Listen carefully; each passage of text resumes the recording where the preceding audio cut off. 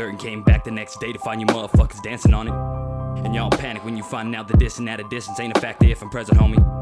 They try to talk your way around it like it's jokes when you was clowning on a clown. But see, a joker knows the difference from when homies pal around. And when some bitches got some shit up in their mouth, they try to spout, spit it out of us. But still told boots, get your nose so broke. Swing swords at your feet till your hokey poke. Scream dance, motherfucker, like you was before. What you lost, saw your rhythm when your boy approached. Rip throats with the who's out, what to do now. Ripped out with my hoon guard, Tiger Crane style. It's insane how motherfuckers think it's games out here. When countless of times I explain I don't play clear enough for you to get the fucking message. Nothing there to question. Practical approach has been the method. Most direct solution being just to beat them all to death. But then again, my words alone have been enough to make a bet for opposition. Getting slept to lay the head and make a mess when I be letting out the dragon. Armageddon in the hour. In your presence I devour them without the hesitation. Powerhouse them through the ground without retaliation. Yeah, I ain't fucking with your kids. I fucking look like David Vanity. I'm stating what it is and for the sake of my own sanity I stay about the bit. So if a minute it was brought to me and then your death definitive. When I fulfill the ground without sipping on my yeah, take a breather.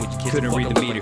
Mind and body baiting what it is. They're overloading off your culture to the point of an explosion big enough to crush while you were coiling in fear. Cause you got me fucked up, homie. If you flap them gums behind backs like you don't know me.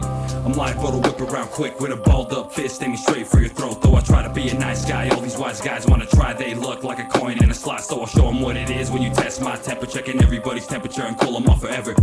Instead you got me fucked up, homie. If you flap them gums behind backs like you don't know me. I'm liable to whip around quick with a balled up fist aiming straight for your throat. Though I try to be a nice guy, all these wise guys wanna try. They look like a coin in a slot, so I'll show them what it is when you test my temper. Checking everybody's temperature and cool them off forever.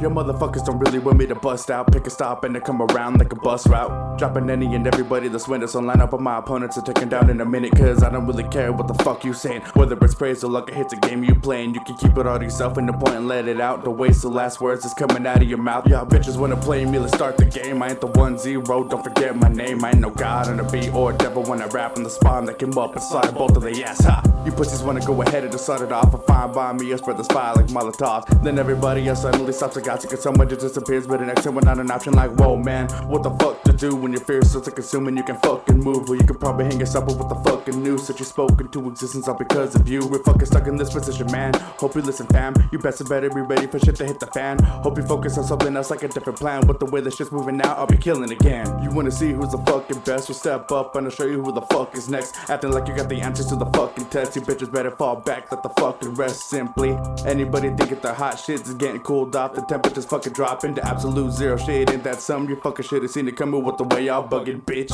Cause you got me fucked up, homie. If you flap them gums behind backs like you don't know me. I'm liable to whip around quick with a balled up fist aiming straight for your throat. Though I try to be a nice guy, all these wise guys wanna try. They look like a coin in a slot, so I'll show them what it is when you test my temper. Checking everybody's temperature and cool them off forever.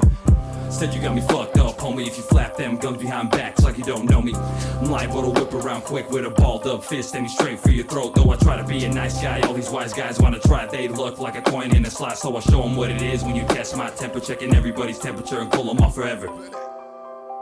Feeling so Tim Leary, all dreary. Somebody bid me, I ain't seeing things clearly. LSD on the sugar cube, Technicolor boogaloo. Say what you wanna do, never what you did. My baby mama cool, but she be acting like a bitch. And now some other nigga probably living with my kids. Guess I should've gave up and drinking in the twigs. Cause when addicts die, then it's like you never lived. Damn, that's some deep shit, I need to take a swig. Running with my niggas, never talking to them pigs. Abstract thoughts doing laps in my lid. Come a long way from busting blaps at your wig. Too much brain damage, not enough learning. Too many fake angels, not enough burning. World at a standstill, not enough turning. Broke cause I'm high, not a sober man earning. You Fall dig? down the line where all presses is the lesson via family congregation on the Sabbath with processions. Next come the concessions, little love, a little hatred, full of whisper secrets, lies like your soul's no longer sacred. It's only if you make it, lucky to view it from first P. The closer to your bones, making sure you're not thirsty. Multiple romances claiming that they're the queen bee. The way you live your life can leave stitches real ugly.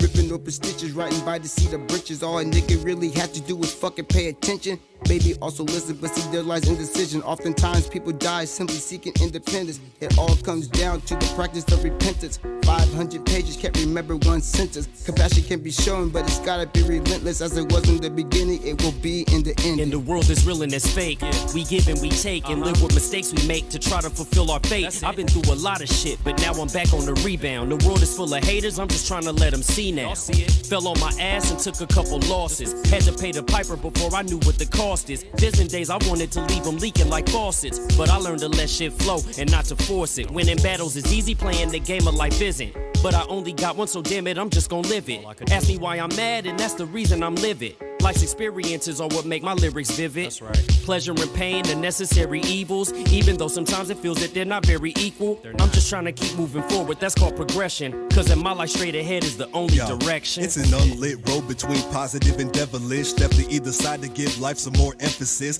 Blue skies turn to dark clouds, what the F is this? Gazing in the mirror at the eyes of my nemesis.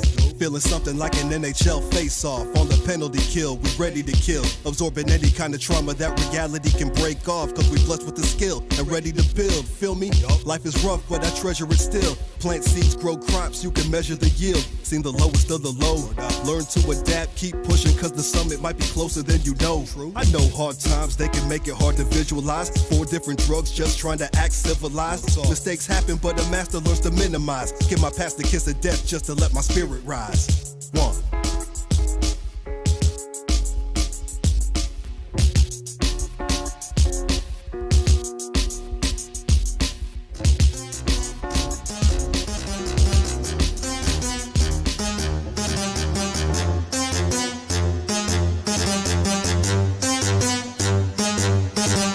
Shots across your broad back to the bone. Feeling tingly with you down there, let me lift your head up on this prop. Come shots up in the glass, rep your throne. Suck, sip, slurp, all the above, real before need to act hard. But sauce across your broad back to the bone. Feeling tingly with you down there, let me lift your head up on this prop. Come shots up in the glass, rep your throne.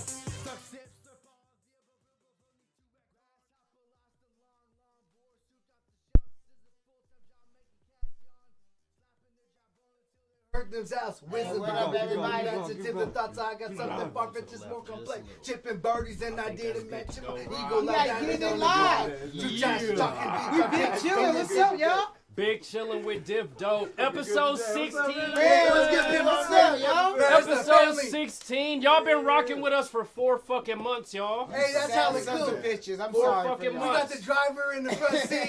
We appreciate y'all. We're going dummy in the back of the bus. Let's have fun now. Happy holidays. If you haven't figured out, Lil Rip is in the building tonight. Hey, we promised that we'd be laughing a lot, and we're feeling really in touch and in tune with the holiday season. So, 'tis the Nasty Friday. We're going to have us a balling time. I promise y'all this is going to be one of the most interesting, entertainment-filled episodes of Big Chillin' with Diff Dope that we've had. Yes. And we've had some great ones, y'all. Man, we've had 15 weeks of motherfucking nonsense. And then we got Lil Rip this week. Yeah.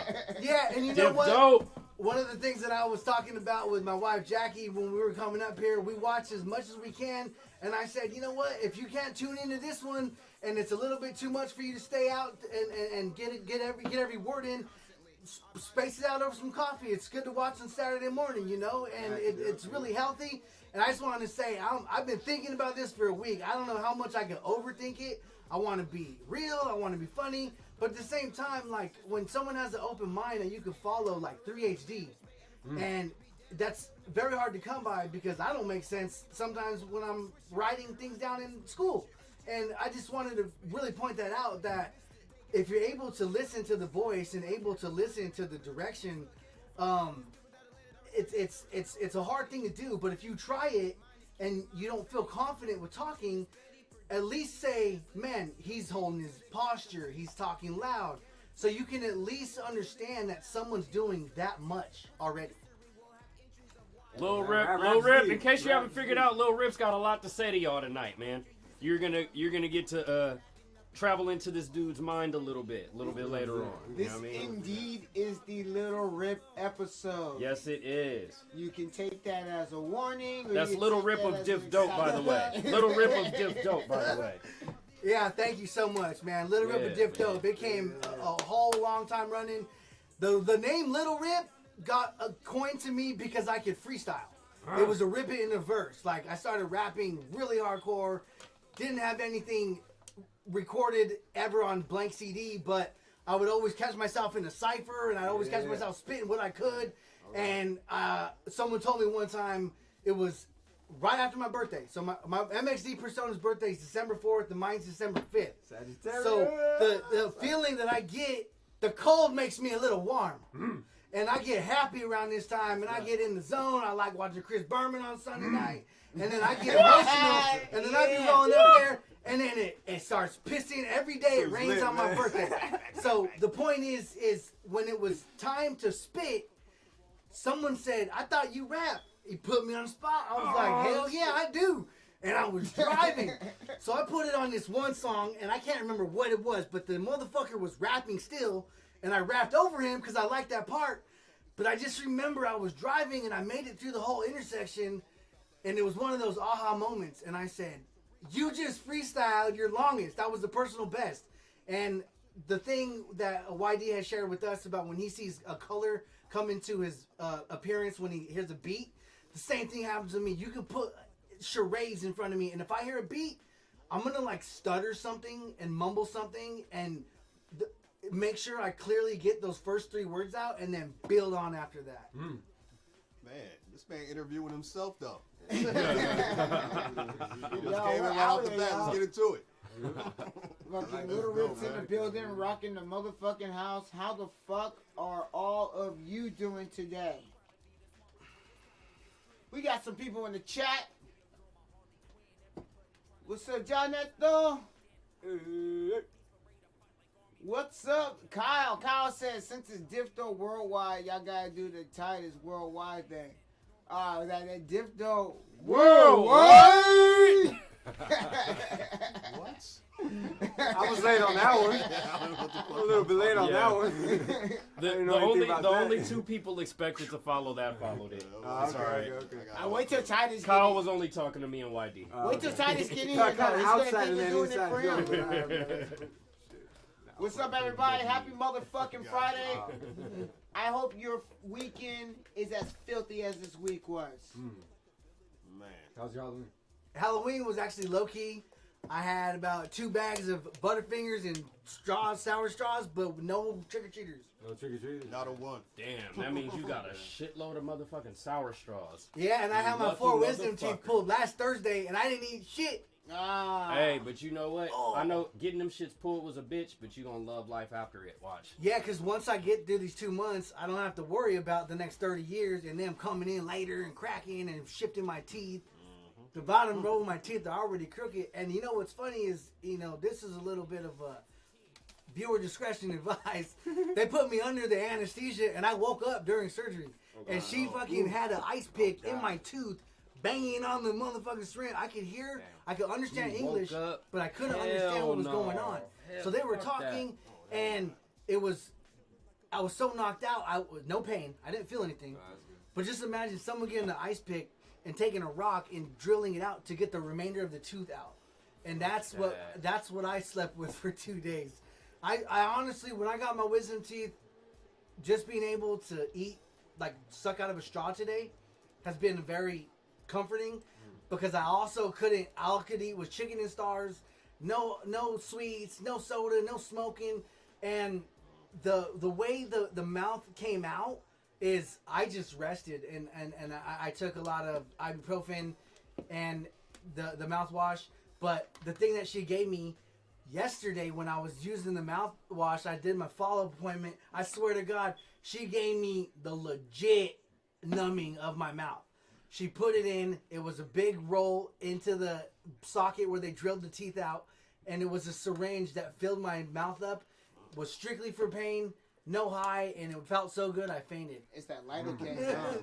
Yeah, it was something like it was clear, and she filled it up, and she goes, "Well, I guess I won't see you ever again." And I have to put some more medicine in tonight, and there's a lot of maintenance, but Madman's right.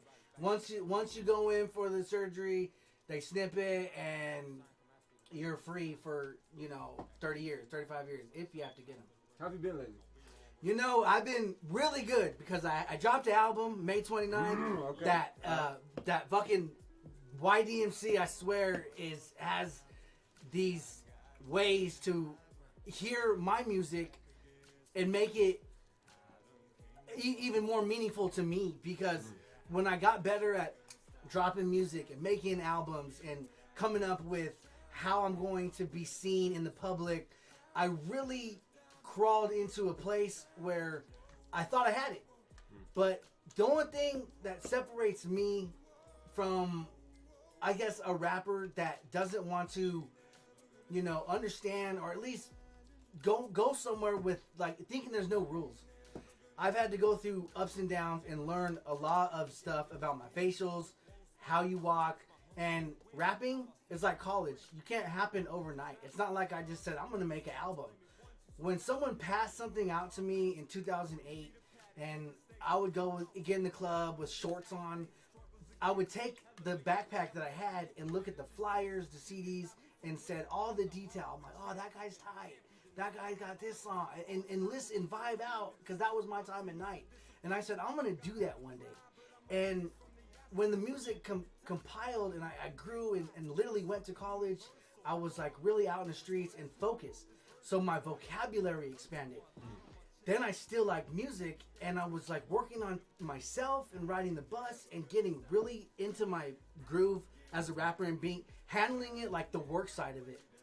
So when I connected with YD and he first gave me the opportunity to join Diff Dope Music before it was Diff Dope, I shed a tear and said, yeah, thank you. Like, that's something I've been looking for. And the album took a lot of hard time. I got better at mixing and leveling and listening to other artists. And when I came to the conclusion that what I wanted to do with the album, I knew it wasn't done. So I kept going in the studio, looking for more songs, looking for more sounds, writing even just on the weekends. And I finally just went in there and ran to the studio and recorded my last freestyle. And I still carry that feeling. It was like a good flow. Like if you're ever in a baseball practice and you have 5 balls and your coach is like, all right, 5 more, and you knock a home run on the first pitch, those 4 balls are going back in the bucket. You're ending good. So I've been trying to be good and deal with the jolt, the sudden upspark in my career. It's been feeling really good because a lot of people were saying, hey man, like Lil Rip, he promoted me a year ago. I met Shaka, he was up there doing his thing, and he still didn't like really have a solid spot or identification. So now that really means something to me, it's valuable, and I try to pass it down because I know what I would have wanted in that situation. So I'm doing good. I've been pressing the album, following Big Chillin with Diff Dope. It's been really helping me. Just with missing the folks being away and listening to something to focus on, because I ask myself questions like, what can you focus on and what am I supposed to do? Some people don't like to give away their tips, but some guy, I'm not gonna say his name, he goes, Mike, dude, if you like baseball, I would watch every game, pick a player, follow his stats to take your mind away from the shit that you got piled up. So it's making me feel really good. It was an album that was turned around really quick, and it's called Realignment: The Beauty of the Game. It's on Lil Rip, differentdopemusic.bandcamp.com and SoundCloud. And big ups to YD. He gave it the touch and the sound that made the actual play imaginable to you. And I thank him for that from the bottom of my heart, because when it got put out, the album was a call to bring people into a better, clear mind of themselves. And when you listen, to the dope, like a dosage of the album, you were supposed to have been soothing with a gloss over you, because that's what I went through growing up through those times, to being in the club, having a little something, and really pushing, focusing on my health, laughing as much as I can, and it's been really clear. Walk me through a day in the life of Lil Rip. Okay, I get up. I can't help it. First time I get up is about 5 o'clock in the morning. If Jackie's still asleep, then I'll go ahead and quietly get a cup of coffee. I'll bring her a cup. I'll make sure that I have an outfit picked out. If I'm not going anywhere, I don't like to trip over my long pants or sweats. I'll wear, I'll have like a nice pair of socks and feel comfortable for the first 2 hours. I generally start off. I love listening to music, So Spotify will be like running at night next to my head. I'll turn that off, and then I'll be like, I jump right on to Diff Dope. I don't go on social media right away because I don't have something. If I look at it, I don't post something right away. It's generally like a feeling, and when I go over and get something to say, I want it to be actually like something that will last. And instead of like switching my marital status all the time and confusing people.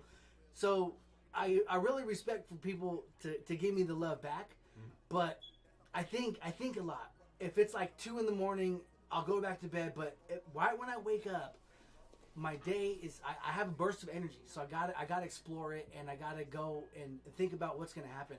So what I'll do when I'm thinking is I'll sit there and I'll try to map out what I'm going to be doing for the day. And to get me started, I turn on Diff Dope YouTube channel.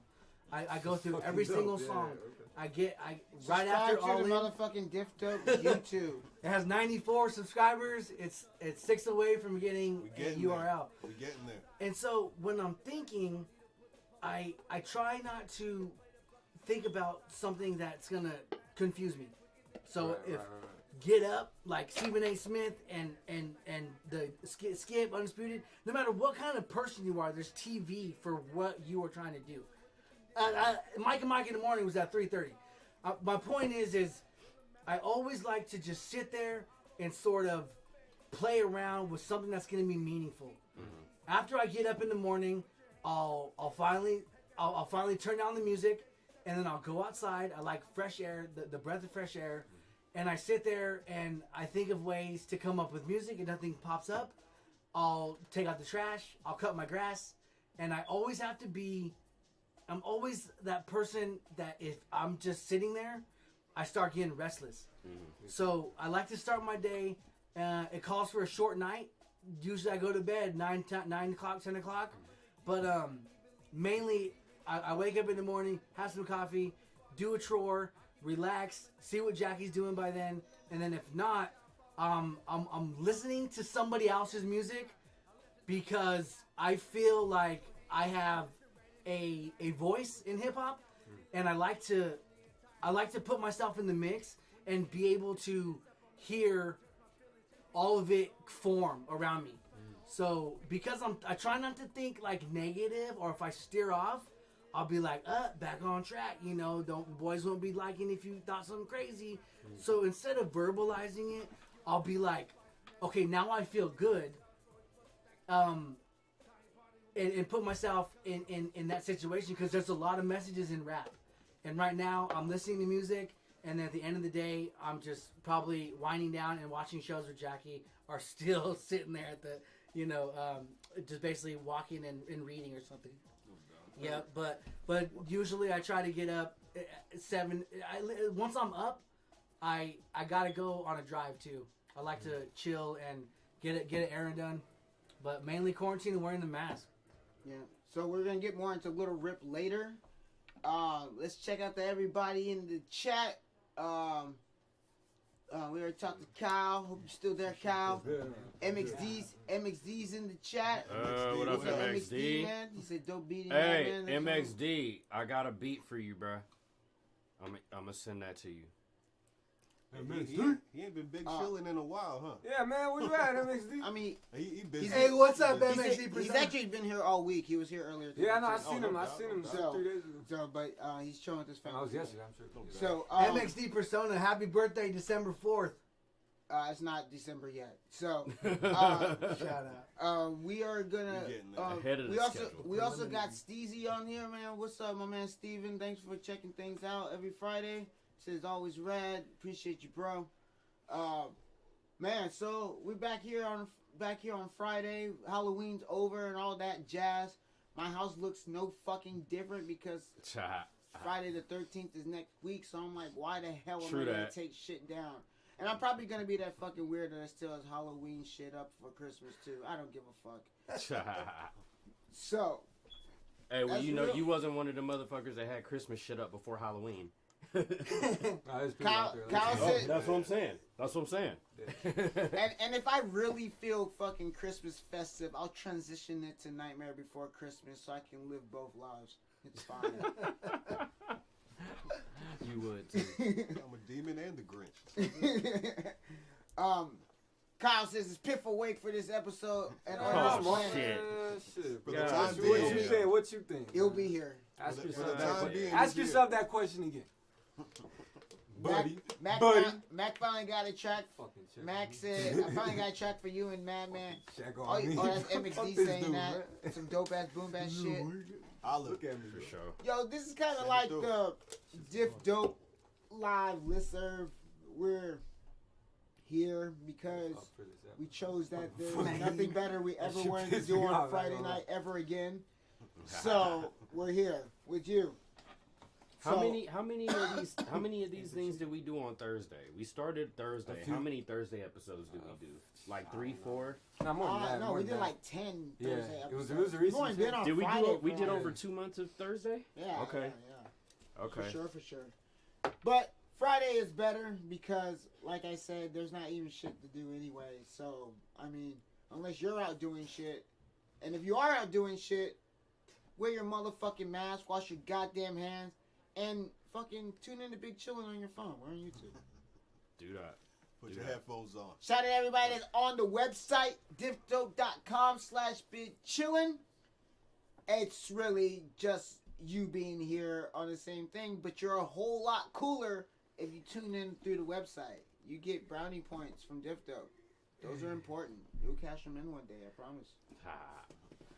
Man, November sucks. Hey, but you keep it solid because when And you're vegan, you know you look. I'm just gonna say November sucks You're in tune. again. You're But I you're mean getting that a good November vibe. sucks That's important. because November doesn't have too much going on sports wise. October is That's fine. We live. don't gotta talk about it. October is live and everything is cracking. But then November comes and you got football and there's like a 2% chance your team's even worse shit. And then soccer's still College and NFL. Soccer's wrapping up. College football's a shit show these days right now with the pandemic. You got conferences starting at different times. I don't even know. Pac-12 starts tomorrow. Pac-12 just Bullshit. starts tomorrow. So how are you Are gonna they- culminate all this shit? What are you Are gonna they do? gonna be ranked? Like, are they gonna make? Yeah, like, what is the like- ranking process? Yeah, You know what I mean? So they're gonna be ranked based on how they perform in these conference games. Man. Like, I mean, it's basically the same thing as like the other conferences. The Big 12 they started late. Big 10 they started late. They just started a little earlier than Pac-12. Mountain West just started not that long ago. And shout out San Jose State, who's 2-0 by the way this season. Hey, that's good, bro. Strangely, let's see if they That make won't it. last. Well, we're playing. We're currently playing San Diego State right now. I haven't checked the score on that. That's but, a bunch of basketball players in football jerseys. I just no, got they're confused ranked. when they would say like San Diego Clemson State's was ranked. 3-0, They're but ranked still this ranked year? number Yeah, they're one. ranked. There's Oh, damn. teams that are ranked Let me number check that 6 score. and haven't even played a game yet. That's true. They'll be like, oh no, I mean- Georgia 0-0, number 6. They haven't even started the season yet. They have like games that they posted. I was watching a good game the other day. It was Kansas State versus Oklahoma, and Oklahoma was up 24-3, and they had the cool ass quarterback. And I swear, man, when he was going over, they Kansas State they were ranked like 100, and Oklahoma was ranked about like 5. And fucking Kansas State walked him down. I was like, oh, I was for some reason I liked Darren Sproles at K-State, and that motherfucker was Darren beasting. Sproles was a monster. He's Oh, Yeah. punt still a return, beast right kick now. return. He's still playing. Yeah, Yeah. damn, does he? Wait, When Darren Sproles? He don't play no more. No, does I he? think Yes, he he might. does. I could have sworn Still? I heard his name Yeah, not long he's ago. still playing. Man, that nigga came back into the league in 05? He's still Yeah, playing. damn, I believe you. Damn. And I remember He must be Kansas doing. He State must be came doing through. like kickoff and punt return or something. I think he's like a slot back or something like that. He's not on the field like all Like day. every snap. Yeah. Right. But it's I mean, those kind of 15 players. years deep in the NFL, and at the running back position, bro, Uh-huh. running backs don't last 15 years in the And NFL. a that just doesn't happen. 5'6" running back at that. Like The average like career span in the NFL for a running back is about 7-8 years. Like Darren Sproles, Yeah. Darren Sproles is like as tall as the top of my hat when I'm standing. Yeah, up. Okay, he's 5'6", y'all- and when am I? I'm like 5'4". I was getting ready to say y'all are just about the same height, give or got my take an green inch. on too, you know. Fly, Eagles fly. Now, I just had to look it up. I guess he retired last year. He's an executive in Philadelphia. Holy shit! Oh, but so that was last year. Oh, he got an office position there? Yeah. Damn, okay. Shout out to Philly. and K-State came back and they were losing by like 21 points and won in overtime. And I was so fascinated when the quarterback's in shotgun and they go ready and they clap to make the in college the snap. Right. And I was waiting for Aaron Rodgers to do it last night and all he says is Green 18, Green 18's up, and I'm just like, man, there's so many things that don't fly in the NFL. Like all the offensive linemen wear braces in college, and then they just don't in the NFL. I mean, Well, they I guess they gotta protect themselves to get to the NFL. Shit. And once you're in the NFL, you're getting mad chips to be on that line. So you can't look like a pussy. yeah, and that's Can't crazy look like a because pussy. they're strengthening. Don't And look like a they're pussy. doing all Man, you would think though at the next level though, at the pro level, you would think they would want them wearing braces, man, because they carry more weight. You also They would, bigger, they stronger. No, You know what I mean? but you would also think double that block. you would also think that the players in college would have tied games in overtime, and not the players in the NFL. You think they would play? That's that the to a winner. gayest fucking thing about the NFL to me is that the game can end in a fucking tie. I think that's the wackest fucking bullshit. It's a fucking NFL. It shouldn't be Yes. no goddamn ties. Not no 10 minutes. Shouldn't be no goddamn overtime. ties in the NFL. 10 Bullshit. 10-minute overtime, like Yeah, they start with 10 minutes on the clock. They don't even play 15 minutes. that's whack. They used to when they would allow kickoffs and motherfuckers get a field goal from the 50 and win. 50 to 15 minutes to do that. Oh yeah, first to score, that old shit. First person And to then the score. motherfucker on the Steelers, Jerome Bettis, called heads, and he's all, you call tails. And he goes, motherfucker, they get the ball. I was like, that's the stupidest shit. Have some sincerity and check the fucking call. Get together. Man, I'll tell you one thing. The football season right now is pretty interesting. It It is. isn't now. No, It no, actually no, really is. No, it really is. It's pretty. fucking hate football. It's pretty interesting. Cause Gotta be real, You bro. don't fuck with football, Pip? Not at all, bro. At all. Not even close, man. well, if you knew the Fair steps enough. in soccer, we talk about them too. Ooh. So, but so if we Said got, step your knowledge up. I mean, bro, I talk about any sport. Me, like Remember that one day look, you came look. over and Jackie Bradley Jr. made that diving catch in center field? Yeah. When he was fucking at the green wall? So like these are the kind of things like we like. The reason why we talk about sports is because one, usually we all end up talking about sports. We watch the shit. If you're watching the shit, then we want to know what you're watching. If you think sports is fucking whack and you rather not spend your time doing it, let us know. And we'll shut the fuck up about it. We're lying. We're not going to shut the fuck up about it. But we'll talk a little less about it. We'll take you into minor consideration out here. I'm cool. But The chat's gonna get lit up. Like, shut the fuck up with all this. I wasn't going to say it, but YD said it, so fuck you guys. I mean, we all men that love sports. We all do. Not all of us. Because Pip don't like football, but Pip like other shit. I don't but mind you it. I like just other don't know. sports, I right? just don't. Yeah. Right, so I'm saying we all like sports in here. Yeah.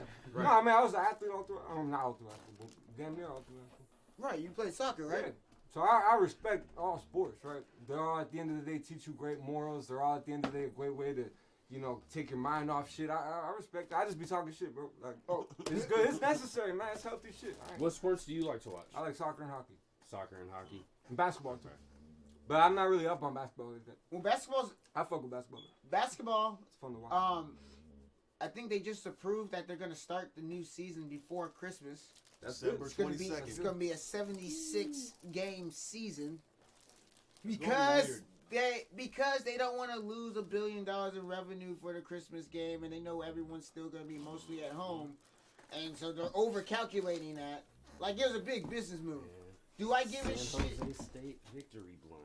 Oh, and San Jose State, by the way. It's a minute and a half left, and we just scored a touchdown. We're ahead by 11 with a minute and a half to go. San Jose State At San Diego They'll State. find a way to blow it. So we're 3-0. We're 3-0 right now. We just said That'd be 2 onside kicks and a Shot- 2-point conversion. Shaka. I'm not mad because that's very fucking possible. I got no faith in San Jose State. I ain't gonna lie. If there's an impossible way to lose, Hey. San Jose State will find it. I So, remember we went down when but I was here's the at- thing, though. I had to Here's go the with thing, I was though. coaching the football game, and we went to San Jose State, and I was with the teacher that had like coached, got me in to do community service, and he's like, "Yeah, I'm gonna take these 2 kids. You want to go, Coach Mike? Let's go watch the San Jose State football game." It was the 3rd quarter and a half, and they had a quarterback on the other team. His last name was Little John. 70-yard touchdown. His last name was Streak, Lil 70 Jon. yards. And his last name was Little John. first He had name the was big Yeah. ass motherfucking black plate, let roll, rib cage. And this motherfucker was just dropping back like, bam, like fucking flipping that. And then Sounds about it was right. about 44-4.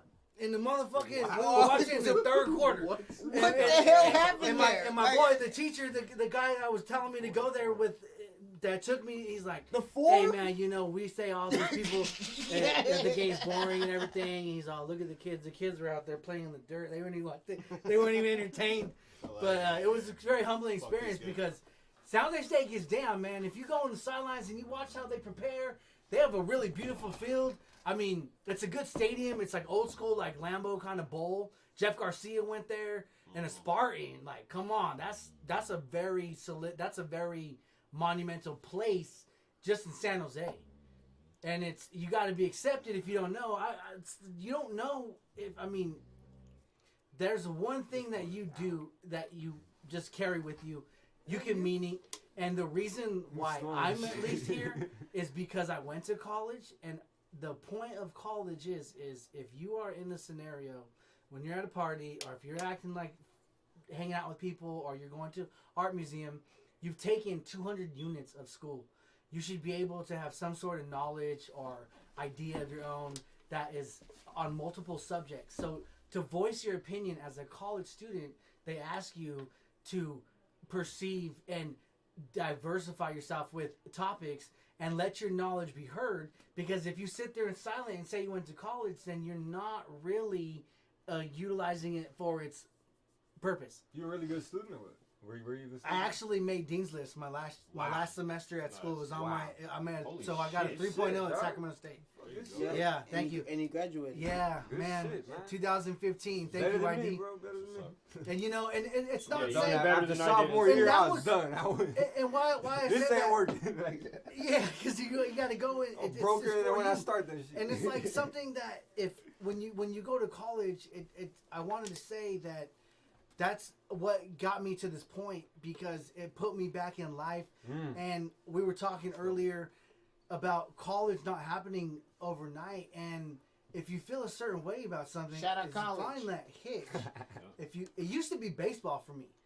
Right now it's music, and I have a good opportunity, we as a family, to push different dope music. And it's like, if I were to know every single word in college that I learned, then I'd be photographic memory.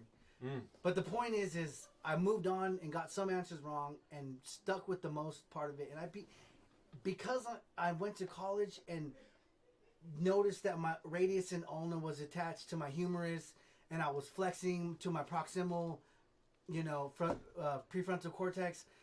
You do something for so long, I finally get to notice that, like, hey, I'm learning about kinesiology. I'm talking about my bones, and I'm like, what fucking hit us good. with the He just dropped prefrontal shit like cortex. regular words and shit. Hit us with the prefrontal cortex. Side I'm note: like, all right. kinesiology means physical education. There we go. I was gonna pretend I understood what the fuck. I don't know none of that. I was pretending I knew. Pip said I was about to get my act on. Shit. Man, oh man, thank you It for just answering came my over and unasked it- question. I started That shit is thinking, like- really involved, man. No, it like, is, like, it is. like No, people no, act no. like kinesiology degrees like you got a degree in dodgeball or something. Not at all, man. Oh yeah, Not you at have all. to go through a You whole dodge bunch your of wrench. anatomy and physiology. You have to learn That's my about favorite. systems. and you gotta be in tune. And we dissected them. I touched the human brain before. Oh damn. So they want you to What's know. it feel like? It's very. First of all, you have to go in there knowing that was someone at one point. Oh shit. And that you best be like rest in peace with it and be sincere. Yeah. Because you don't want to stab it or like disrespect the person that donated their brain. Okay. So it's kept in like some water and it has like a little. They keep it like on a platter and they keep it moist. Mm-hmm. And then they put it on the table and you slowly go by and you just see. There's like 4 areas of your brain. There's like the occipital. There's the frontal. There's things that I like say like once you notice that you get the gist of it, you can get by and just get the point. So it kind of has a certain smell. It smells like a raw pig, and it's like raw pig. Yeah, it's like the size. It's about the size of 2 fists, and it's like really squiggly, and it's cold and hard. It's really impactful. It's a big old thing, and we use 8% of it. Damn, that is true. So I guess it was in a MXD says moist.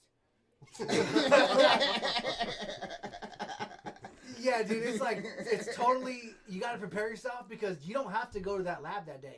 If you're straight off that shit, you don't want to touch something that is like from the human body.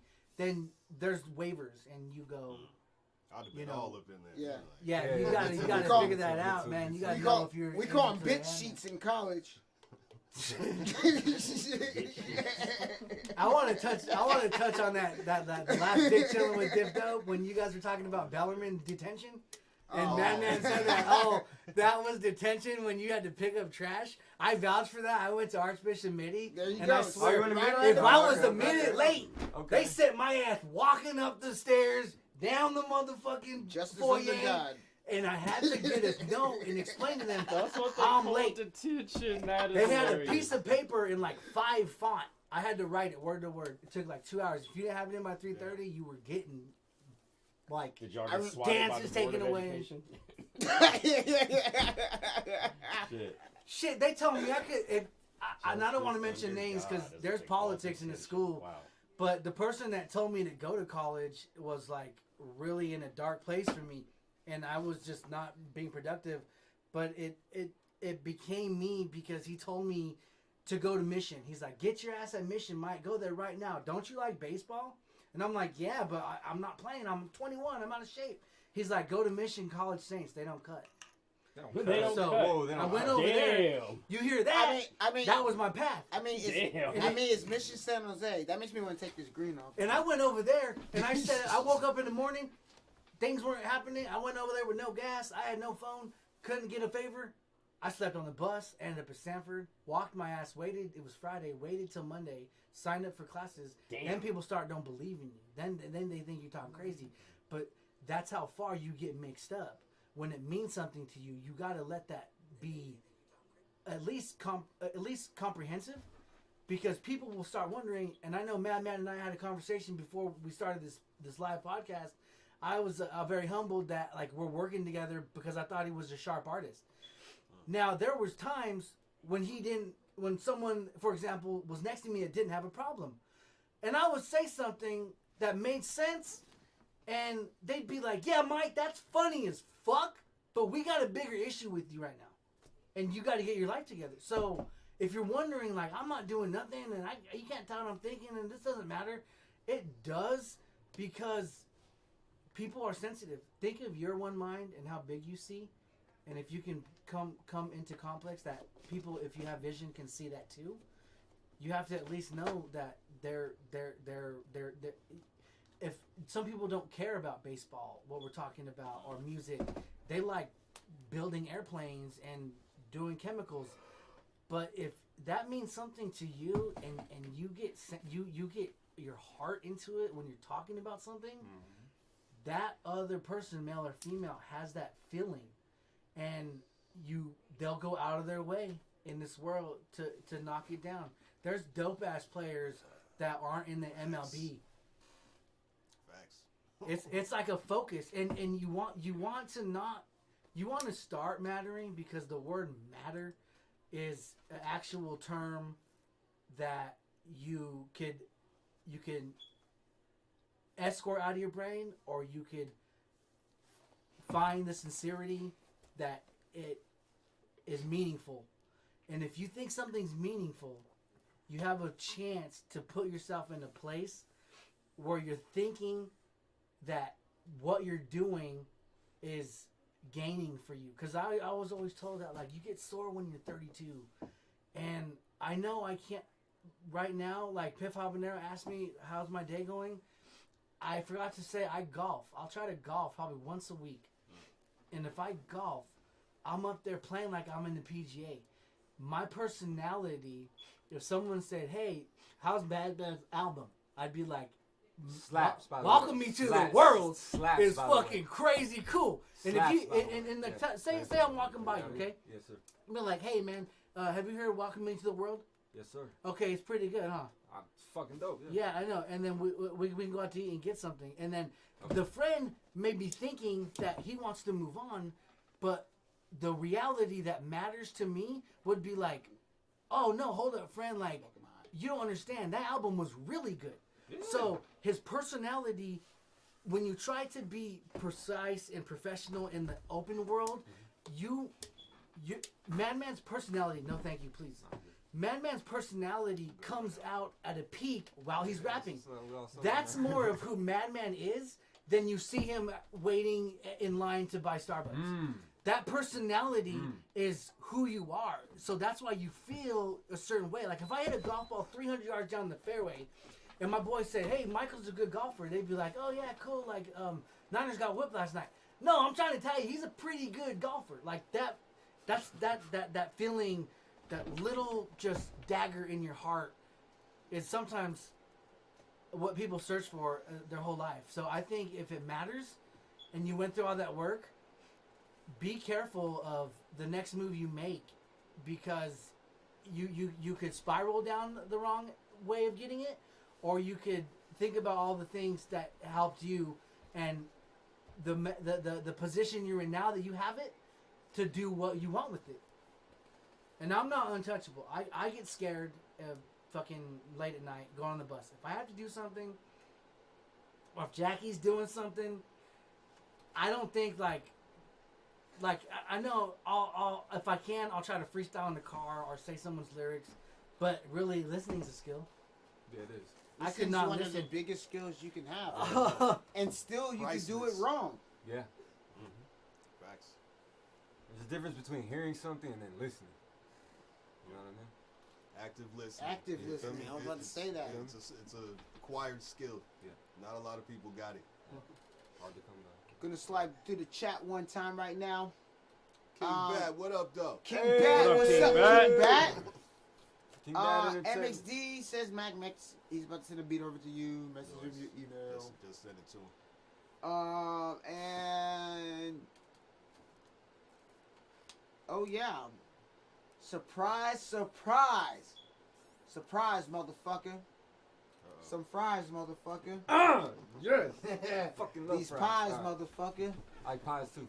Like all that shit.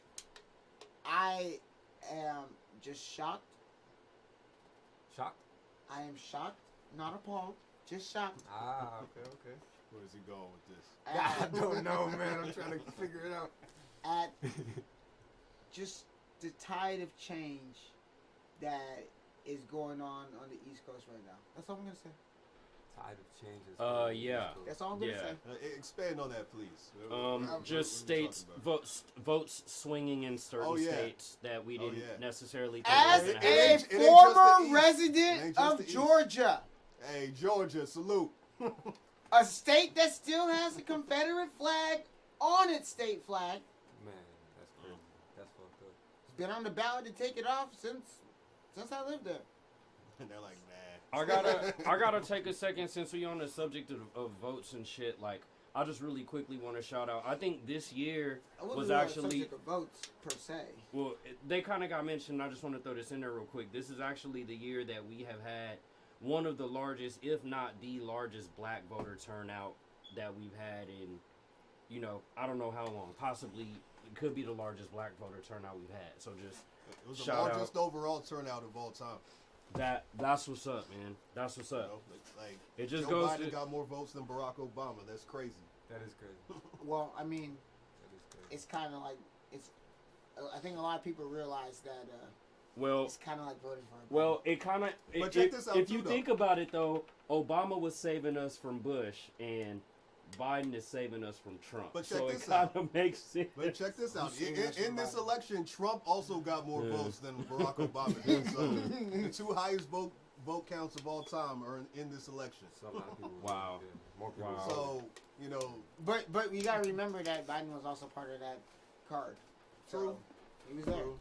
He was there. But anyway, that's all I wanted to say.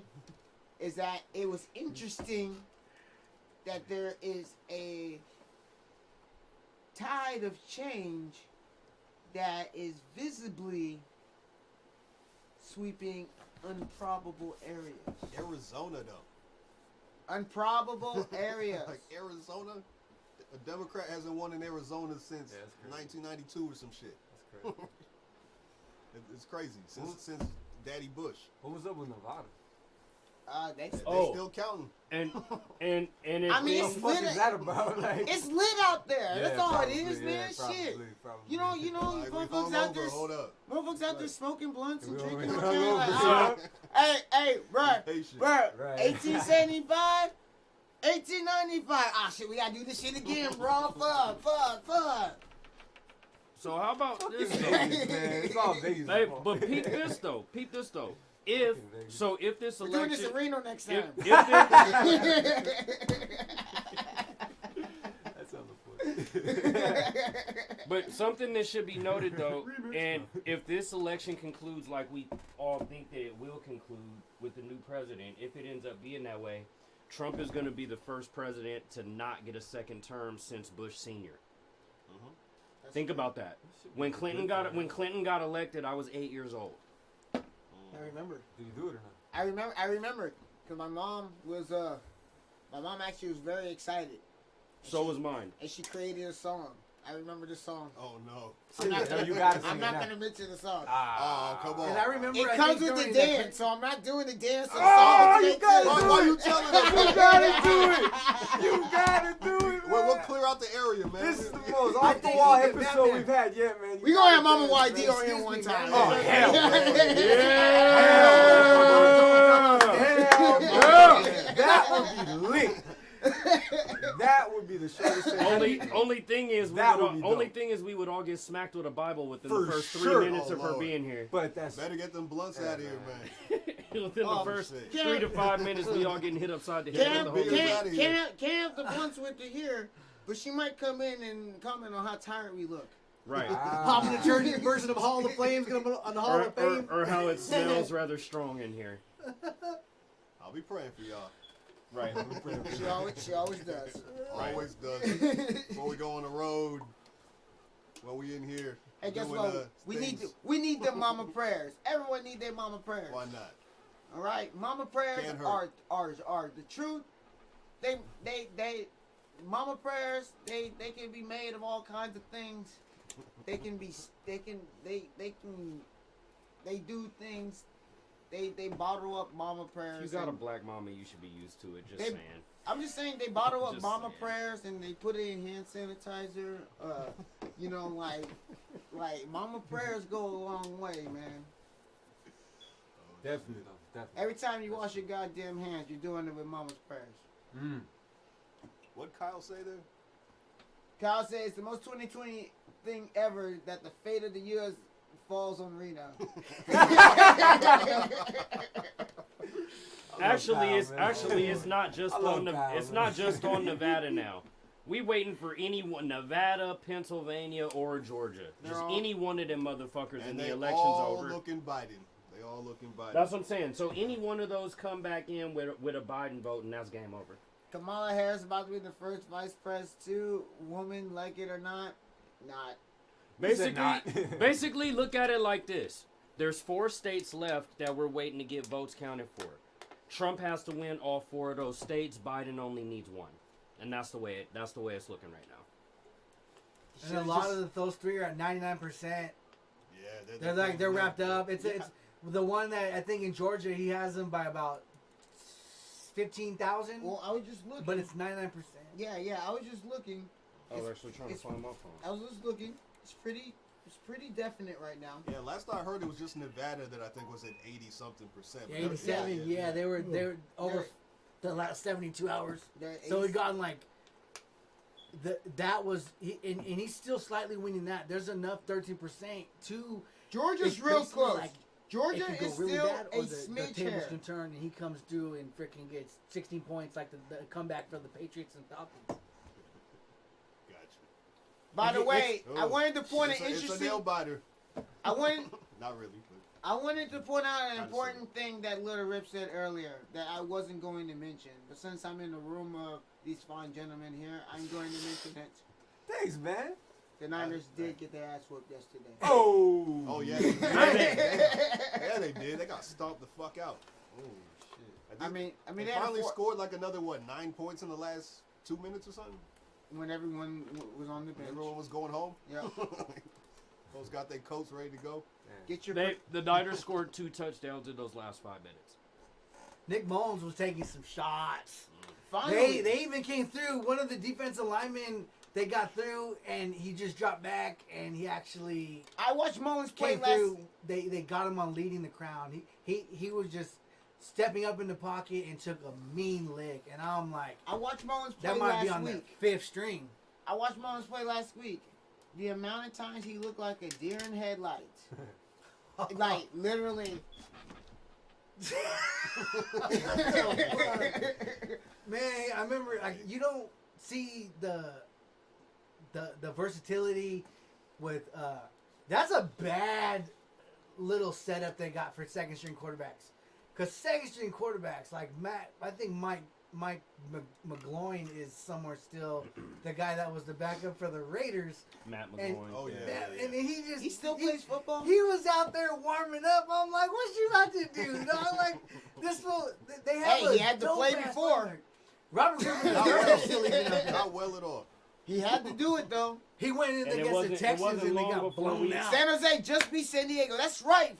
That's right. That's a division win. 3-0. That's second string quarterback. Well, all we playing is conference games. Oh yeah, I forgot. Our See, whole back schedule to my conference point. schedule. This fucking year Hey, sucks. we're not just 3-0. We're 3-0 in our conference. Hooray. That's a big deal for. Yeah, San that's a Jose pretty State big deal football. because I like mean, you get that's a momentum. huge the deal for conference, San Jose the State conference that football. used to be named the WAC. Hey, we're the Western Mountain Athletic- West now. Okay, God damn it. The whack. Man, I remember sometimes like I would It's watch Western the Athletic quarterback. Conference. You He son of would a be bitches. like so far off Enough of said. skill from the first string quarterback that once they go in, it's like And now it's the Mountain West. the only second string quarterback that did anything last year was Teddy Bridgewater, and that fool's balling. Like he's a really good quarterback that has. It's in a moves. shitty division right now. So Yeah. he's just like And- I mean it's the Saints division. It doesn't matter what happens. Yes. No, Tampa Bay has something to say about that right Well, oh yeah, I forgot. Brady's there now. And if so, Atlanta's still up there, All they're the the last weapons. team of those Atlanta guys. to go. is fucking trash hole. Don't even You feel that? now. Atlanta They fans won are one looking game. toward the draft right now. Hey, I seen them put up 40 and still Atlanta, lose. I know for a fact, I have it on good authority from some Atlanta Falcons fans, that they're all looking toward the draft at this point. trash. Dude, Might I as will well watch trade Matty Julio Ice. Jones and get something for him. Fuck Trade it. him to us. Send him Trade to the him to Raiders. us. No, they need Send to him draft here. a quarterback while Julio's still in his prime. Julio Jones is I got raw. nothing guy's against a Matty monster. Ryan, but just it's time to move on, I think. His hands, like Julio Jones, man, he came out with Julio's some prime is touch. being wasted in Atlanta, man. He's the best receiver in football, in So my is- opinion. Yes. Well, And so No, he's you're not being- agree his with you. prime is being wasted on a team Is that's Matt not Ryan the competitive. new? Is Matt Ryan the new Matt Stafford?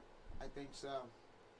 Yeah, Matt he's Stafford. better- Depending, he's depending better on than Matt what do you Stafford. mean He's by better. that? Matt Stafford is a good quarterback. What do you mean exactly? But he's never won anything. That's what I mean by it. Oh, all right. Highly fair, overrated. fair Like enough. Matt Ryan's at least Oh, been yeah. to the promised land, you know? And not Matt now, Ryan's yeah, played in you're the right. Super Bowl. You're And right, lost, MXD. but yeah, he now at with least that got COVID, there, you now know? with that COVID case, you can't trade either Matt. But Matt, Stafford's put on the COVID list right now. Oh no. Oh, damn. Air bump. If Oh no. if Detroit needed anything, like bad to go with their football team, I think Detroit football and bad are synonymous at this point. I'm gonna have a Detroit football day at work on Monday. Wait. That means something. Don't do that. That means something. The pride, That's code for when something. it comes to football, the pride of Michigan is the Wolverines. That's well known. Right. Pretty much. Michigan's always been up there. They still celebrating Barry Sanders out there. It's true. Dude, I would go like so many times What else do they with have to Peyton be Manning proud of? when others. Okay, that's a good point. Like Seawood. how I think Batman was talking about. He had Seawood. someone said that there was the shit going on with the East Coast. What kind of in the chat room? And Brady for that. I want to see what kind of states you've been in. I have a 2-part question for the chat room. Outside of Chat room, California, you're now being interviewed by Lil Rip after he interviewed his damn self. I want to say what Crazy ass episode, man. What like what this other shit. states have you been to? Shaking this How shit. long were you there? And would you stay there other than California? Answer. Because there's a lot of people that, like, for an extreme example, when Jackie and I went over to Hawaii to go visit her grandparents, Hawaii's dope. they said they came there for the week, Never been to Hawaii. threw all that shit Yeah, in it's the in the room, never went back and paid their bills, and said fuck the rental in San Jose. They Damn. They're like fuck all that. We I staying went here. to Oklahoma and Pennsylvania. I had a shot. My mom had a boyfriend, and he had like little things going on, and he always had some money in his pocket. He had a cool little truck, and he had family. He was from back east. Now, when they talk about football and they watch Peyton Manning when he was first coming out, everything in Pennsylvania and like on is yes sir, yes ma'am. I'm following everything the rules. Strictly like up until you've passed somebody in your own age where they have to do it to you. But when we went to Pennsylvania, and if you can get your eyes to just adjust, and I know hella friends that are moving to the Midwest, when you go somewhere like that, take what you've learned. Take your best version of you, your real self. Your ideal self is what you want to be. Your real self is who you are when you're all alone, when no one's around.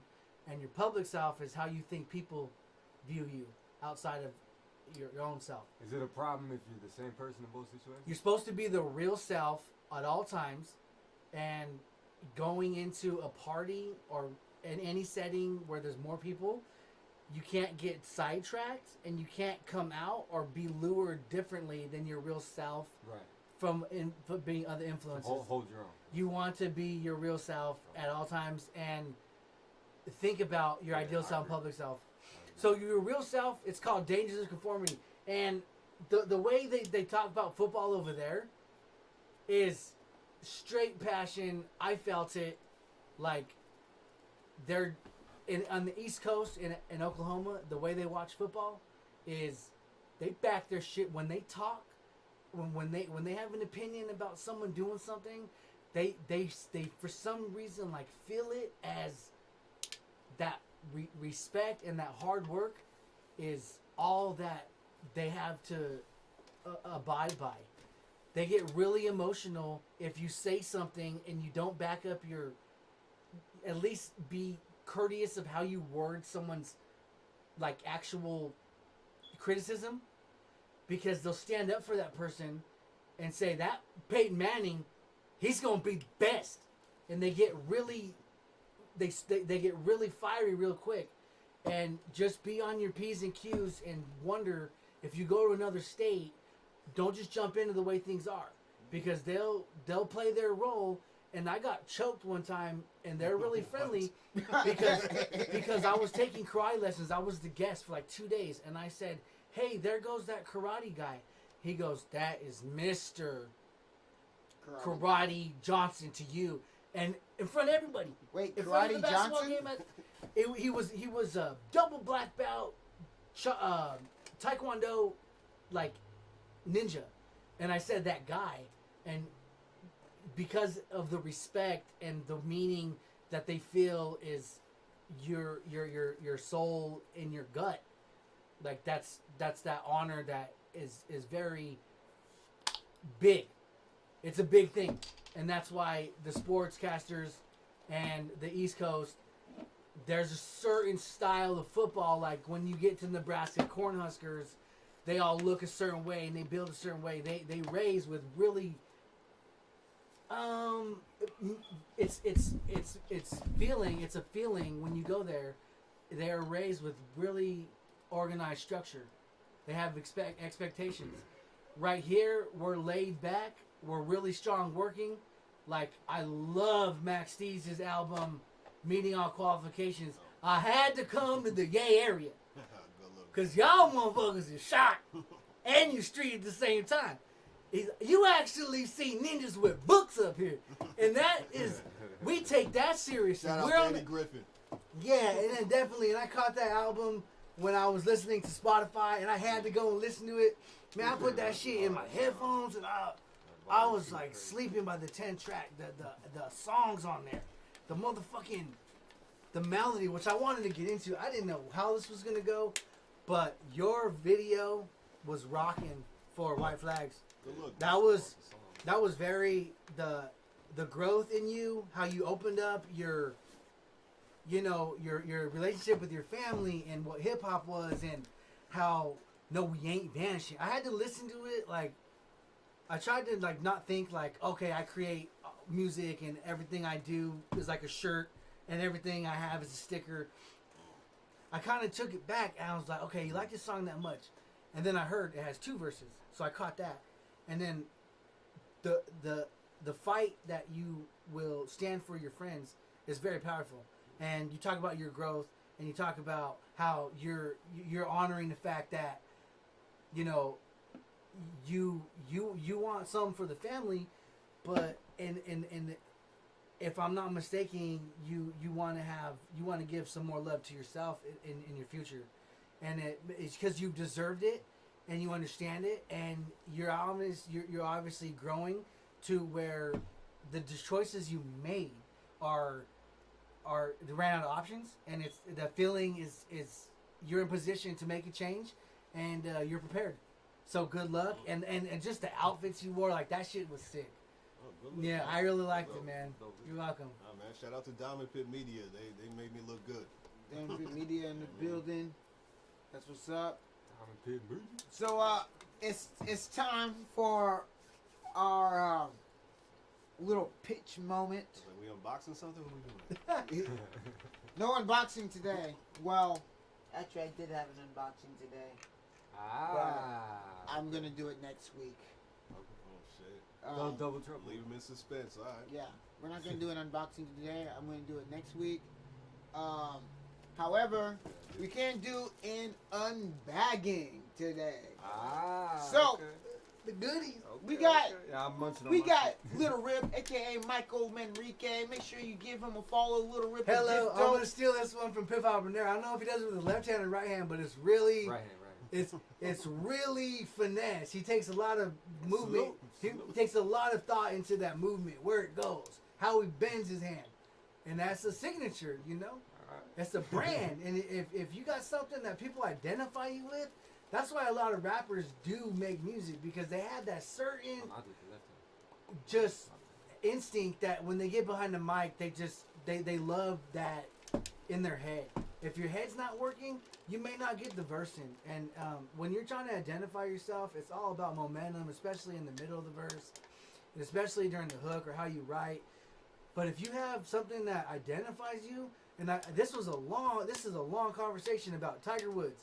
Tiger Woods, as a golfer, has the most purest swing, but when he went back and he started fucking moving his legs and his hands came through, he'd always give you a little like that, and he'd talk about a tournament. So they branded him with Nike. When he fucking moves or drinks a bottle of water, he's doing all that shit on purpose to get people to understand that it makes him feel good. I believe that when Derek Jeter wore Jordan brand, they're up there because they got that respect, but they're also using that as a way to give them they're telling, I'm going to come at you this way, and it's going to probably be successful, or at least it's going to be all I got and no regrets. Even Tom Brady, he always goes, I don't know what the score was yesterday. I'm on to week 9. They have really big areas in their head where they honor the thought and the game and the good plays but technically, once they go to sleep, they have to have a short memory, and on to the next one. It's really good because finding something that is gonna bring you to your next move usually is the part you like Arnold Palmer. That's why I brought it up. Pip Habanero Salute.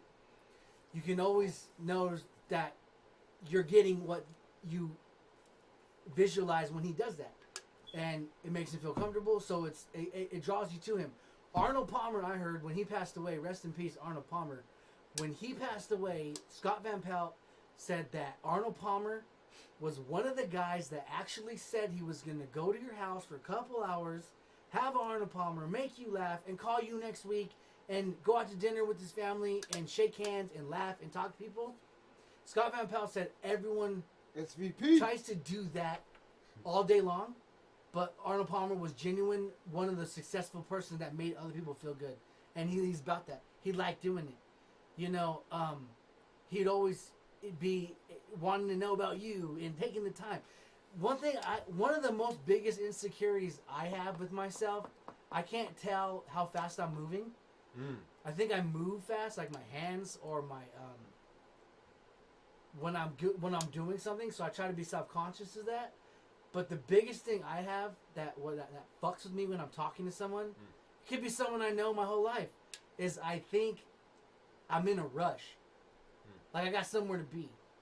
And so I try to breathe or just relax and think, like, even if something happens in this podcast still where I feel like I got to own up to something or at least like stir the conversation and feel uncomfortable, that I'm at least doing my part by being in the moment and feeling okay to at least get over the spiraling choice of how you call it, freeze or flight. And if I can put that into an hourglass and have it make sense by the end of my life, I would like to understand that sometimes that's not going on at all, and no one's reading a bad vibe for me. And even if you feel like you don't agree with something I'm saying, I could still say it, and the day will progress. And as long as I can let a couple of scrapes and scabs come into my body, that the bigger picture will be my heart, and I'll be understood and feel good. But like sometimes I get nervous, and I can feel like my energy's starting to go down, and I'll be like, oh, I'm in a rush, and I wasn't successful. But coming into the realm of my spectrum of being like understanding of that and knowing that instead of thinking someone meant something by what they said, to just shrug it off and know it's something that I deal with and it's not happening. Oh, yeah. Well, we're going to do an unbagging. So, we got Michael Manrique, we got Lil Rip, but we also have Jackie Manrique. And if you look on the screen, woo! We still have the fall bait sale going on right now. Yep. There we go. We still got the fall bait shell. I got mine right now. Some pumpkin bread with some pecans. With some pecan. Not some pecans. Not pecan. We can. All right, guys. We can. So we're gonna do an unbagging right now. I'm not sure you want to share it behind you. Pecans. All right. But we got pumpkin chunky chip cookies. All right, we got pumpkin chunky cookies. Shout out down in the building. We got the cookies in here. We got the. This is the loaf, the chocolate cake loaf. No, this is the buttercream. Oh no, this is the buttercream. This is the pumpkin bar right here. Where's the munchies on deck? Right here. That's what I'm talking about. All right, hey, hit If up we're smoking, Jackie Manrique or Michael Manrique on Facebook, or hit us up on the Diff Dope channel or the Diff Dope fucking anything. The Diff that's Dope Diff group, Dope. whatever. Diff Dope Worldwide on Facebook. Join our fucking group. Pumpkin bread with some pecans. Diff Dope at gmail.com. If you want fucking good sweets. We'll ship them to I'll try a you. little bit, please. They're great. Thank you. All you basic pumpkin spice bitches, this is for you. All right? Pumpkin spice. We sharing this. We out here. Diff Dope doing more than just Diff Dope music. Doing more than Diff Dope comedy. Doing more than fucking films and everything It's fire. It's fire. That's all. I'm leaving the fucking flyer up there till I'm done eating. Yo, Make sure you get it. Damn. That shit is Coming through with the gas. Oh, I'm sorry. I'm sorry, Piff. Coming through with that fire. Hey, Piff, my bad. MXD's all like, you just slap it all over Piff's face. My bad, bro. My bad. Oh, it's all good. I'll slap it over Madman's face. Fuck you. You said fuck you. All right, fine. I'll slap it over my face. All right, yo. Nobody. The bar's here. I'm gonna try it right now. Oh shit. We gotta see you We try it gotta though. unbag We gotta it. see you try it though. We gotta unbag Put it back on my face. Right. I can cheat, right? I'm like, That's how they be doing, like on the cooking shows. They'll be like, "We're gonna put a little bit of salt," and they add like the whole can, and then they're like, "We're gonna sizzle this up in the wicker. We'll put it in the oven for about 3 hours. This is what it looks like when it's done. It'll be hella crispy." Yeah, that's how it's. Yeah, and you leave it in there for 4 hours. We already but made we it. have one that's already been in there for 4 hours. Kitchen's already cleaned up. all right, pumpkin bread with pecans, not pecans, motherfucker. Pecan. Them joints are on point, y'all. Nah, they're hella good. Yeah, Like, Dude, the break cookies bread. are fucking fire. Where the cookies at though? Hey, you ordered something, didn't you? I sure did. Where the cookies Let's at? get that. Holla. I think Where- it even says. yeah. Yo, join Oh, yeah. Facebook. I'm back eating the junk food, y'all. Hit him Michael Manrique. Lil Rip with Diff Dope music. Hit him Jackie Manrique. We got fire ass fall We gotta pumpkin break out spice some snacks for your basic bitch ass. Good too, bro. Fucking amazing. Fucking amazing. That's fire. Shit fire. We got cake. We got pumpkin bar. Yeah, we just grubbing in this motherfucker. What you smoking Yo. on? Yo, these cookies are on point. So what's that right there? The cookie expert. Oh, This is Lord. a pumpkin bar with the pumpkin spice buttercream, He's approved. Huh? Coming from the So the black cookie buttercream is monster. in the It's like- middle of the bar? white chocolate buttercream.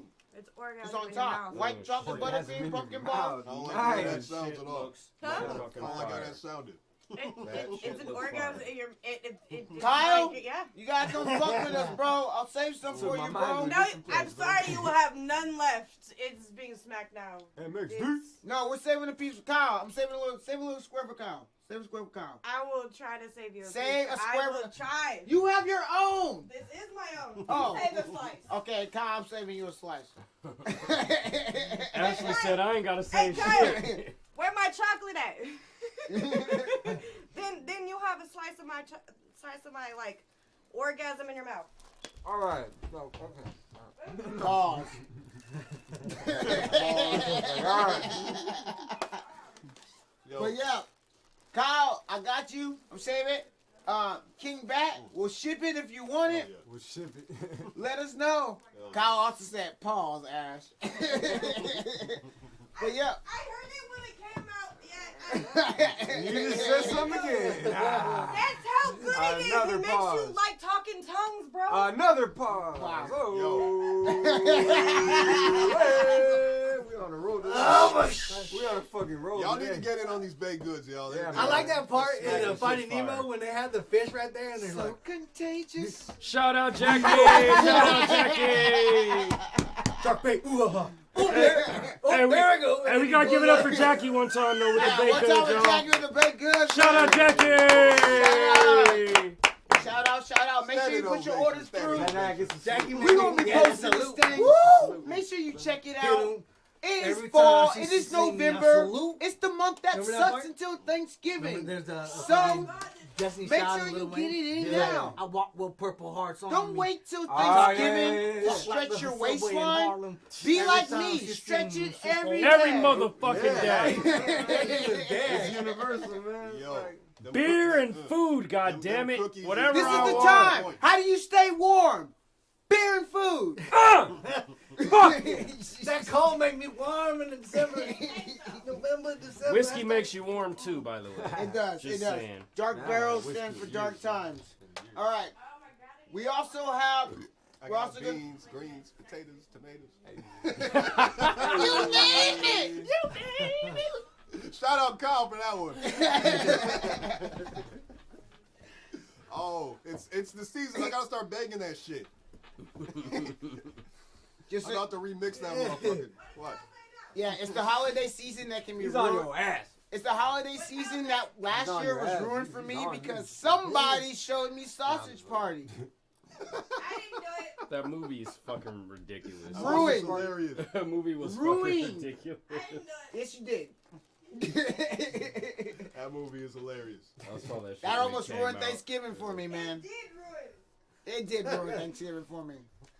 Yeah. I'm thinking how this turkey got stuffed and shit. I'm like, oh no. man, damn. Oh, Yeah, Sausage Party was just really one of those movies where you're just honestly like, what the fuck am I watching? What am I watching? What am I What have I done in my life to get me here watching this fuckery on TV? What did I do wrong in life? Where did I go? I watched too much Why South am I- Park to be offended by that. It's hilarious. Shit. I don't know. I was kind of good with it until the very end. Then I'm like, what the fuck? Yeah. Yeah, the very end was just like, whoa. Like, I'm not a hater, man, but damn. No one wants to see this. Do yourself a favor and keep it player with behavior. Okay. Uh-oh, we got Little Rip versus coming out, man. Man, I'm fucking coming out of the wisdom teeth pulling, and I'm gonna try to spit some flows when if we have tough time. Yeah, we'll have time for that shit. I pulled the Chris Berman on. November, we got the Steelers 7-0. Did you see that? Berman. He goes, they come out there and a little bit of shaky with Mike Thomas.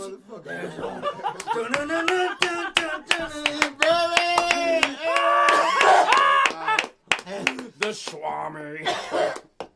No, I'm just like Sunday nights. It's so funny. Sunday nights are still. I mean, I'm not gonna lie. I'm more of an SVP fan myself. I fucks with SVP. I fuck with SVP. Rest in hard, peace, man. Stuart Scott. Oh, rest in peace, Stuart Scott, man. Always, Oh yeah, man. that guy Always. was a G. Holla at a player when you see him in the street. Always. Hey, did you guys ever watch? Catch phrases, man. All of them. Oh yeah, I know. He would always come through. They would take that. They would take that big. You know- because did you ever watch the one episode where they actually showed you like how they run a show one day? Okay, so they did this probably about 15,000 years ago, and they had this Chris Berman, and they had him as the anchor. And they had them SVP had talking hair. about how he had. SVP had hair. And hear what they were saying as they're talking. There's like two people, plus you're reading something, and the highlights go, and they're off at 30 seconds. Like they're back in 30 seconds, and they were talking about like the making of one show. That shit to follow and actually be successful, like a Rachel Nichols, is fucking insanely hard. Man, I've watched Rachel Journalism's no Nichols joke. really grow. She developed quite a bit Crazy, as like, an anchor. really like, grow. Yeah, really. Like honestly, I wasn't even too hot on her for a minute. You know what I mean? Like She leads the jump now. she does lead the Jump. No, I watched it. She's dope. First of all, the Jump used to be a trash show. It was awful. For years, it sucked. Like, for at least a few years, the Jump was awful. I couldn't wait for it to jump off the network.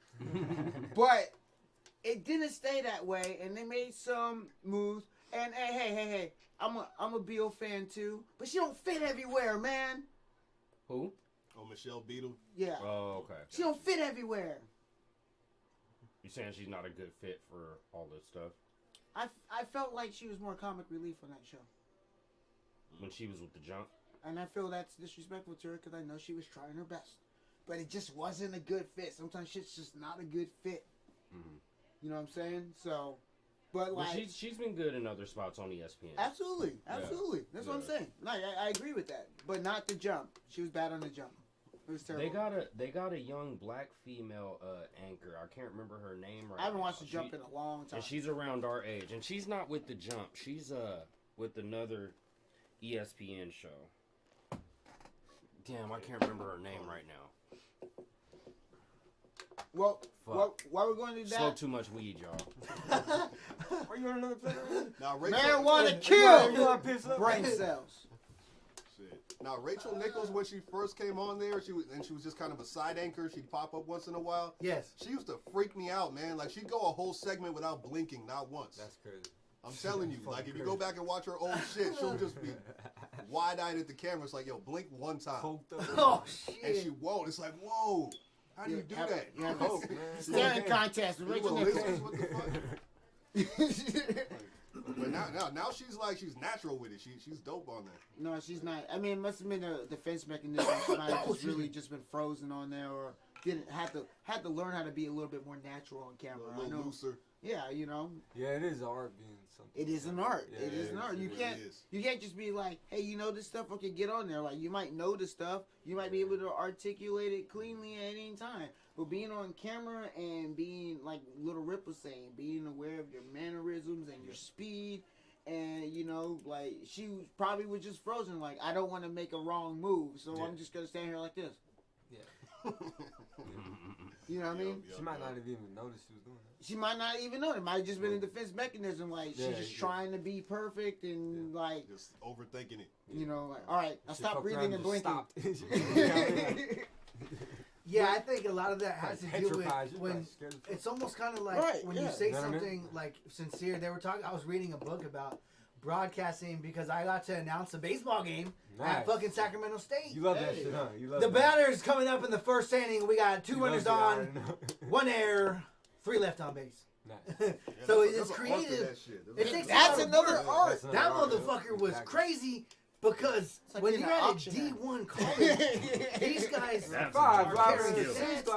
walk-up music, and then I read that if you're ever going into broadcasting, if you ever have an epiphany, if you ever have a change of heart where you want to go and make your music, say Shaka wakes up and says, "Fuck, man, that Sports Center, dude, I can't stop thinking about. I'm gonna go. You think I'd be a good anchor?" And he really wanted to do it.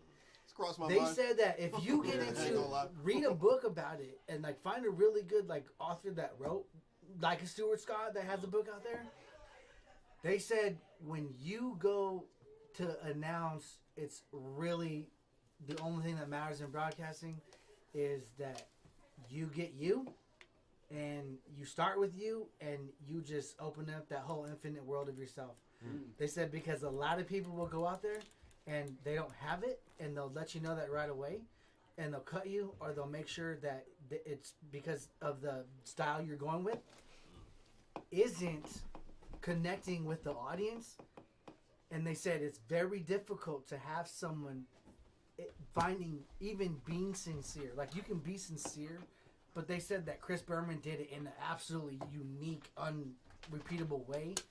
But Chris Berman doesn't act like that, you know, for someone else. And that's what's the really nature of it, whether having a good voice or whether being smart, is that spot is your workspace, and you have to work your mind to be sharp and adaptable. Like if it's snowing or your boy's sick and you have to report something, if you were going to be good at it, you have to actually be that way 24/7. And that's the only way. It's specifically with broadcasting. I'm not talking about like being a NASCAR racer or a rapper or like a teacher or a janitor, but with broadcasting, you're delivering your side of an ongoing live event. And the only advice was to get, from the moment you get your opportunity, to be all in, hashtag badman, with your craft. Thank you. Amen. Yeah, man. So Lil Rip dropping some jewels tonight. I know, that was fresh. That was fresh. Yeah, we learned a lot about you, man. We haven't even started the interview. We haven't yet. started the interview. I'm just happy to be here. Yeah, we're happy to have you, man. Yeah. All right, y'all. Love you guys. I got a couple things to share. Make sure you get the Hockey Mask and Body Shots album from Mr. Juice. There's a single out called Hockey Mask. Shout out Mr. Juice. No, it's called Body Shots. Sorry. That's such a dope ass name. Make sure you get that. Mr. Juice of Fort Knox, Mr. Juice, Different Dope Music, Hockey Mask and Body Shots. Follow the kid. I also hope you guys have been to the YouTube of Diff Dope and checked out the debut single from Waze. Got me fucked up. And that shit's fire. Hey, honestly, that shit's fucking fire. Honestly, my job has got me fucked up all week. I've been playing this song back and forth. Like either I'm at work playing it in my head, or I'm coming home from work slapping it, or I'm on the way to work slapping it. He got me fucked up. But you got me fucked up, homie. He called his boss playing that shit too. Right. Like, He'd be like, "What's that? What's that in the back?" Oh, I mean, I'll be there in a minute. What else we got? Yo, Rock Forever in Pieces dropped. I hope you got an opportunity to check it out. You killed that shit. Yeah, Yeah, that was fucking righteous. Yeah, you a beast, bro. We got opportunity to check it out. You a beast. Packages are coming out. I say they're already gone out, but they actually did it. I'm working third party here. Hands off, you know. But thank you for everyone that's been supporting the album. Please continue to support the album. If you have not purchased the album, today is a great day to do it because I get 100% of the profits. And I like 100% of the profits. That's kind of the reason why I started drug dealing earlier in life. You know, 100% of the profits. I like that shit, you know. And then I stopped drug dealing and started robbing drug dealers because that was 100% more of the profits. I enjoyed that a whole lot more. Let's work. Anyway, yo, check it out. Confession time. YDMC.bandcamp.com, y'all. So, Rock Forever in Pieces. Rock Forever in Pieces. We got, if you haven't checked out White Flags, the video, or White Flags, the track even, or everywhere. Or if you haven't checked out White Flags on Spotify or Apple or YouTube. Guys, it's fucking everywhere. Check out White Flags. But most importantly, check out the video on Max D's channel and subscribe. Shout out Diamond Pit Media, Rendezvous Records, Diff Dope Music, Max D's, yo. Yes, sir. Yo, no giving up, no White Flags. Not here. Fuck the bullshit. Stop it. Just stop it. Y'all quitters stay at the front door, man. We busy. For real, yeah. Y'all gonna get F12 this week. Hey. Made a couple little changes to it to make it better. That's what happens at Diff Dope. You don't get bullshit. You just get it better and a couple more days to wait for it. F12. Three-Headed Dragon. I actually got a haircut the other day and I wore my shirt there. And I'm really... It's almost like if you like Chevelle or somebody that you follow that you were into when you knew they were leaving for going on, never coming back for like a year, going on tour. Watching 3HD just by only seeing what's on YouTube and having to, you know, get a chance to meet them individually. Like 3HD as a fan has great cohesion. And if you don't know what cohesion is the ultimate metaphor that you're going after that a coach wants with his team. You could have an all-star. You could have a returning player. You could have a dad that had a baseball player as a football player as the returning spot on the team. And what's missing from teammates is like, do they get together after practice? Are they hitting each other up and rocking the same bat? You start to mold something where it's like a drifting on a NASCAR race where they help each other out. And the cohesion, there's ups and downs in a season. And you want to get that team to kind of give them freedom, kind of like be on a jungle gym, like exploring. And now that they've got a chance to go with the direction, it's honestly cool to see that come together and the three get bigger and watch it as a starting position, because 3HD's got a lot of authenticity in it, and I like the music videos and the feed, so it's definitely a very valuable feeling and a camaraderie that some teams just don't have. What's your favorite Three-Headed Dragon song? My favorite Three-Headed Dragon song, the one that kicks off the best is the one with the purple album cover. Eat You Alive. My squad will eat you alive. Havoc of Mobb Deep made that beat, by the way. I think that's crazy. That Flying High always gets me in a good mood, and I'll smoke, and I won't tell anybody, and I'll watch the song, and then I'll go and the fucking Madman first verse on Against All Odds is hella dope. Yeah, man. that song slaps. People say hi to me. I didn't want to, like, you know. Like breaking their jaw. And there's people, like, walking, like, at school, like, you have to be, you're seeing your person. And it's like, and then then Triangle Offense always had a special place in my heart because that shit's cutthroat lyricism. That's like, no more bullshit. Cut the lights out. And then, songs are like that. yeah, and then, but Eat You Alive, I really, that one is probably like just a slap. Yeah, it's just a slap. Hell yeah, man. Appreciate that, Rip. Nah, thank you. You're welcome. So we got we have I guess it's about that time. Wait, doesn't Piff got something dropping something? Oh yeah. Then he got artwork for it now. That shit 2020 is oh yeah, there's an artwork for it. If you guys have, I don't know, I didn't download it. Cold game. I haven't even been online, so. I feel it. So, Piff Habanero, next week you'll see 2020 Vision artwork, or you can just check out Piff Habanero and see it now, or I'm sure it's probably on the Diff Dope page. Check that out too. 2020 Vision is dropping. MXD is dropping the album. Madman's dropping the album. Yes, sir. Max is dropping the album. Hopefully by the end of the month, we'll see. And I'm dropping another album on like around New Year's. So nice. So yeah, lots of music coming out from the camp. We all trying to stay busy. Marcus Ryan got an album coming. That's what's up. That motherfucker's sick. I mean, it's been done. We're just gonna finally put that finished little crisp on it. Yeah, lots of like the teams going out, making things happen all over the place. I'm pretty sure. Don't forget that Cinnabluntz, he has a new album dropping too. Yes, sir. What is it? The Illustration of Illusions. I forgot. I think it's close. I think I'm close. I think you're in the ballpark. All right, yeah. Right, you're close. Anyway, we'll have a fucking artwork for that too next week. So we'll make sure we put that up. But one thing that is gonna happen today is that we're gonna have a Lil Rip interview.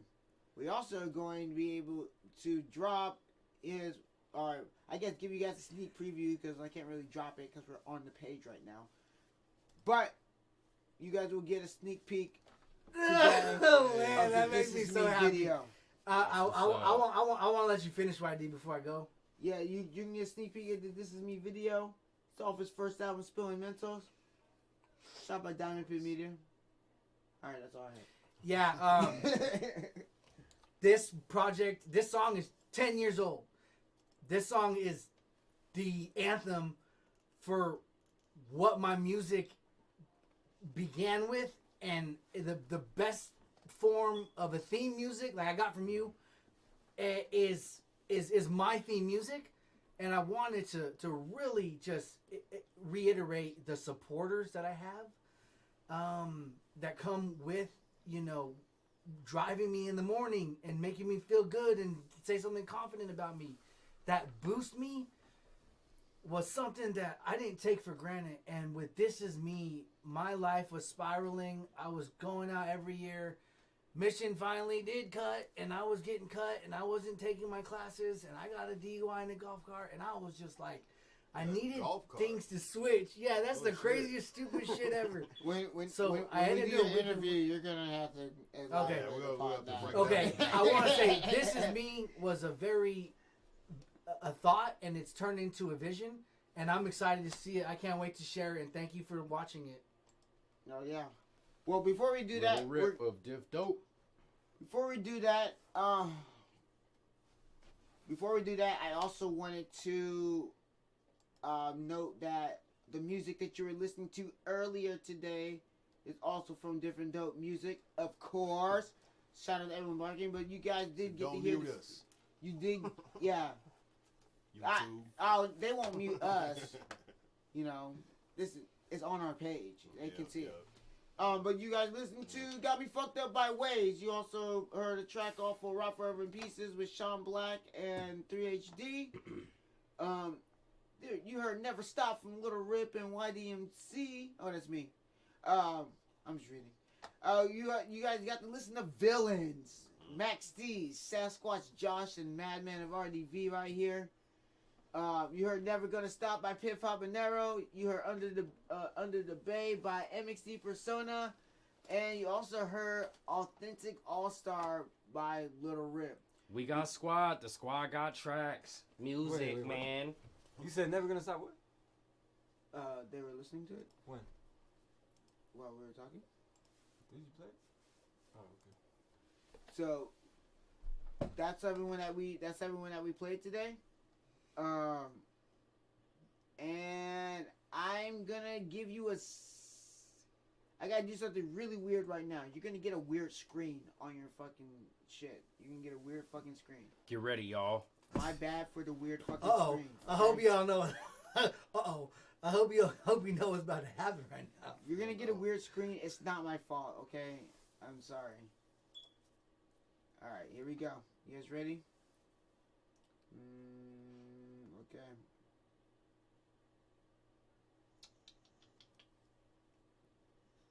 Alright, weird screen. Ready? Here we go.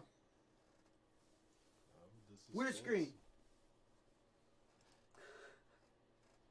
You guys see a weird screen? Oh, you don't see a weird screen. That's cool. I like that. Alright, guys. 1 second. I gotta make sure this goes off. Alright. We got a local file here. Like when you feel that your mind will be posing. We got Lil Rip.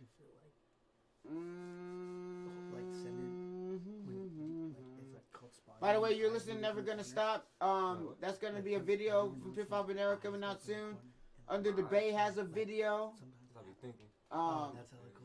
Never Stop, which is different from Never Gonna Stop. It's just Never Stop by Lil Rip. That's on the YouTube page. Make sure you hit up Lil Rip's Bandcamp, Lil Rip Different Dope Music.bandcamp.com. Buy Realignment. Get that. Now, we're going to check out this new video from Lil Rip. Then we're going to get into an interview. We're going world premiere right now? Yeah, we're going to premiere this live right now. Little sneak peek. Little sneak peek. I get a good vibe from Little you, sneak peek. and Yeah. It makes me feel like Yeah, comforted. I'm on smudge. Okay, cool. For sure, I got you.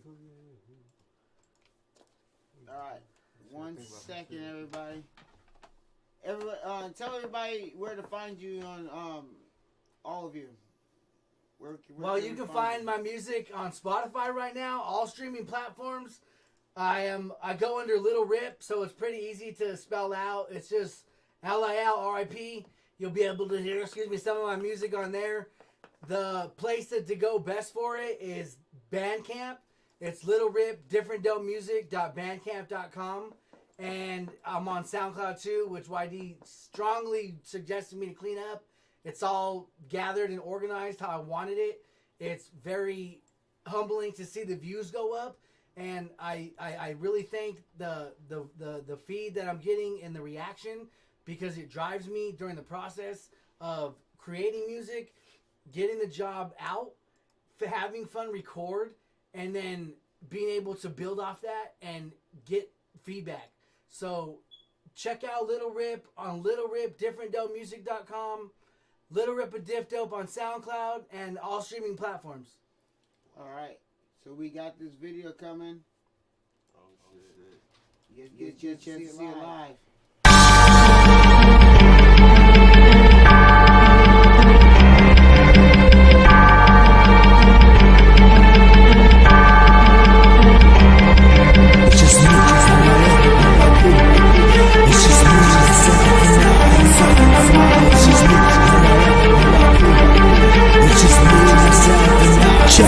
Check it, I remember packing bags of grams and plastic bags, hunting in the mirror, searching for the soul of a man with flash and backlash. flashback of my dead dad. Counting on my hand, how many times have I undid this plan? Killing it in the freestyle type of rap. I'll murder this man if you get too close. I'll have to pull in my arsenal and roast the toes. Don't forget to vote illegally if shit doesn't know. I don't want you as a spokesman. I hear my own voices and I feed off them. They call me Papa Ghost. It's so hard to fall, but I keep it cool. Under the radar, I ball under the lights. It's like I'm a freaking nature type of animal. Straight from the wilderness, hit the mind, fighting pressure, just try to go home. Put that joint to my mouth and smoke it till it's rose. It ain't good enough, I need my meds and the mold. L-I-F-R-I-P. It's just me, myself, and I. Inside my mind, it's just me, L-I-F-R-I-P. It's just me, myself, and I. Inside my mind, it's just me, L-I-F-R-I-P. It's just me, myself, and I. Inside my mind, it's just me, L-I-F-R-I-P. It's just me, myself, and I. Inside my mind. It ain't easy being breezy, cheap and breezy. I'm allergic to your bullshit, someone's sneezing. My heart don't beat as freezing. I'm ringing out my cerebellum.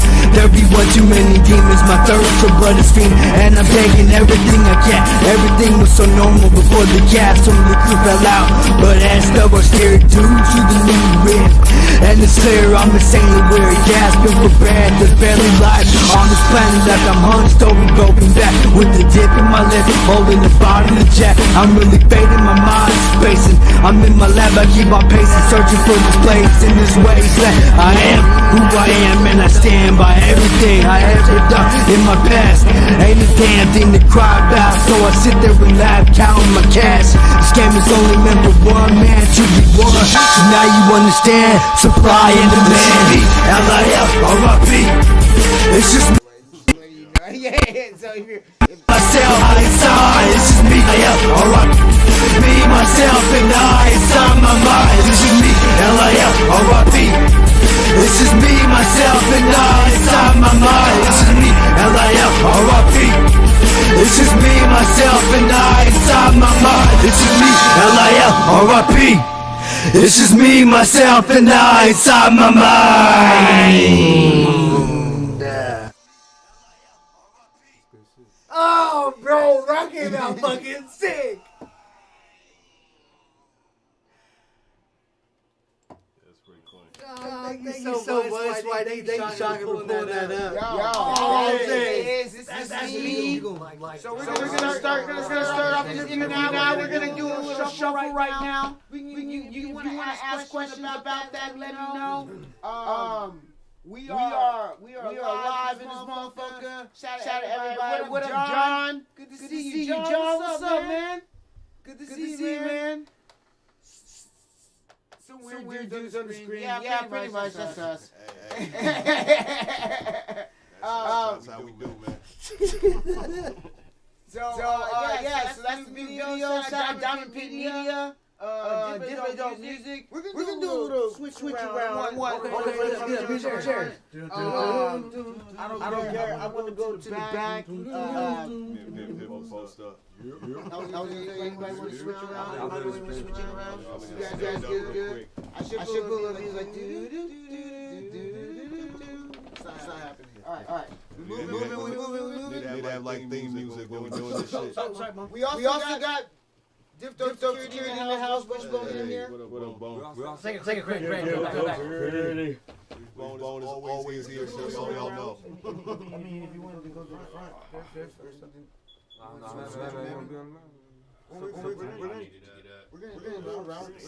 We're gonna do a little round table discussion with my man Piff Up and Arrow. That chair is comfortable too. Do you want me to go up there? Yeah. If you wanna, try and give more front camera time. I'm not controlling anything right now. We got Wishbone in the house. Security. Wishbone, come here. Do not try to run up on Diff Dope headquarters for your own safety. That's my big guy. Where's Lil Rip go? Oh, he took a break real quick. Where's Wishbone at? I'm gonna get back on these cookies though. Hi, Bone. That's dope, bro. Pumpkin bread, fire too. Wishbone sipping on the Starbucks.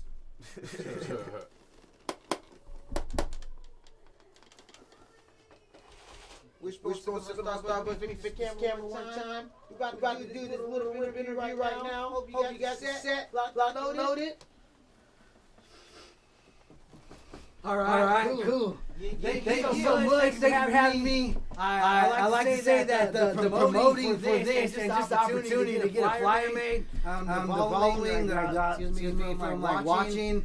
I'm excited to be here. It's hella dope being watching every night that gentlemen could be creative, do some production, stay out of trouble, bring it to your living room. It's successful. It's like really unnoticeable, and it's a lot of hard work. So don't act like we think that we're just gonna boost off and leave planet Earth. We just have a really good opportunity to understand that the work is being put in, and that people are getting into their role, and we're actually aware that like it makes us feel good. So that's part of the fun in it.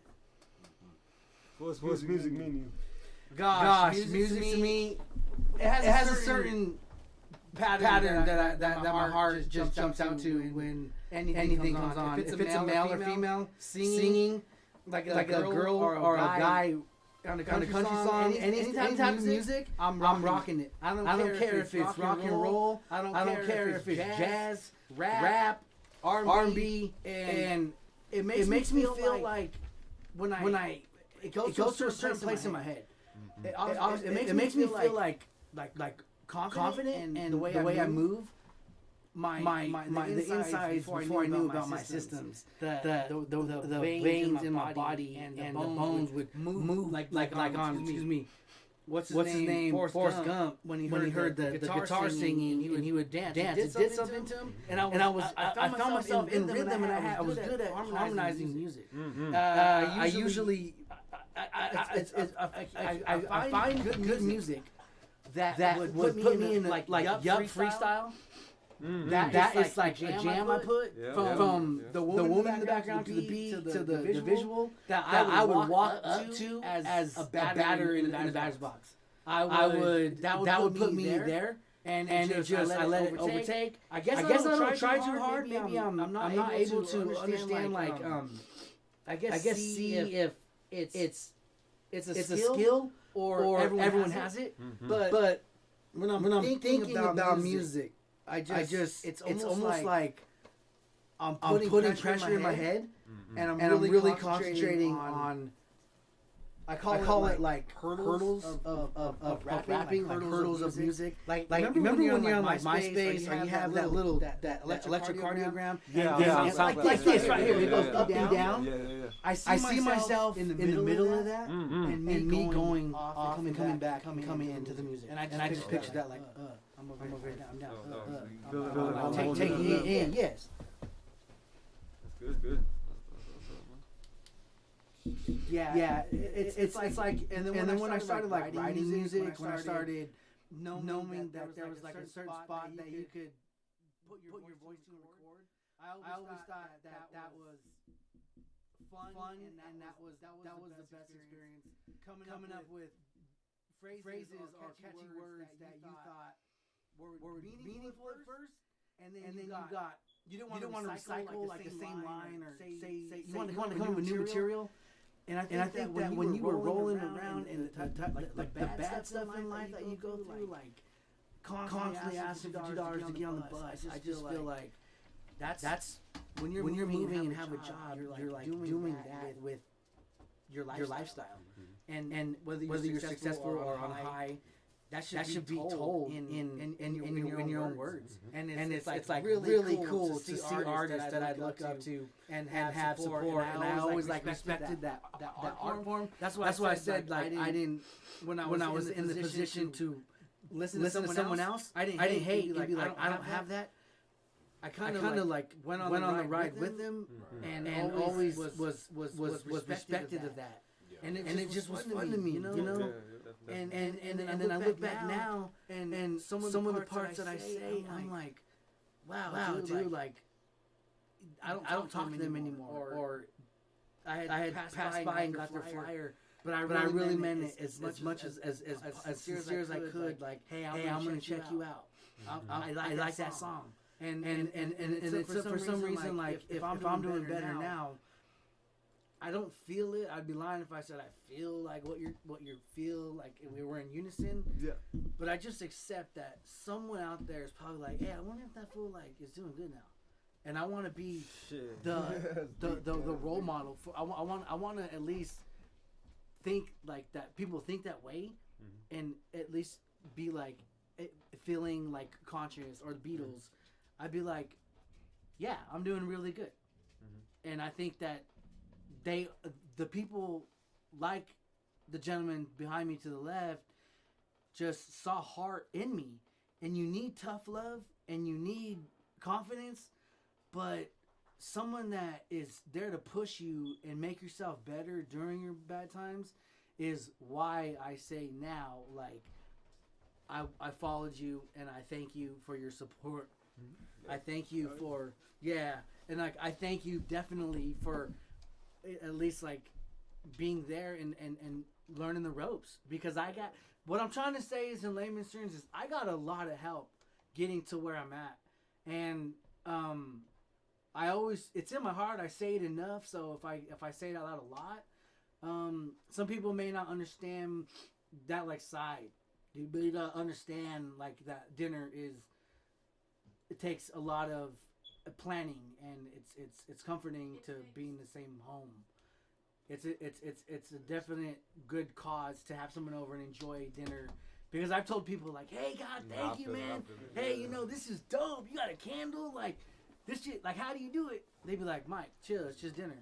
And I'd be like, well, maybe you're not ready for that right now. Maybe you're not understanding how much that takes, because some people don't have that. Yeah, definitely. Okay, so when did you release your first project ever? The first project I ever released was... What was it called? It was called Spilling Mentals. Okay, walk me through how that came to be. Spilling Mentals, when I first got out of high school, I started rapping with a bunch of guys that we didn't have beats to, that we would just really freestyle no matter what, in the car, motherfucking on the sidewalk, in the studio. And then I figured out, like, I would say, hey, let's go record. Or we'd have to hunt down someone's studio to be able to get the sound going. Sometimes it wouldn't get cracking until like 4 o'clock. And then I would be like, fuck, I want to record. Where's this fool at? And then we'd get there, and we'd be like making music. And I didn't understand like a track, adding a track, and then putting the beat on. So I'd say, hey, you got me? I'd be like, can you help me? And I just go to the mic and fucking freestyle.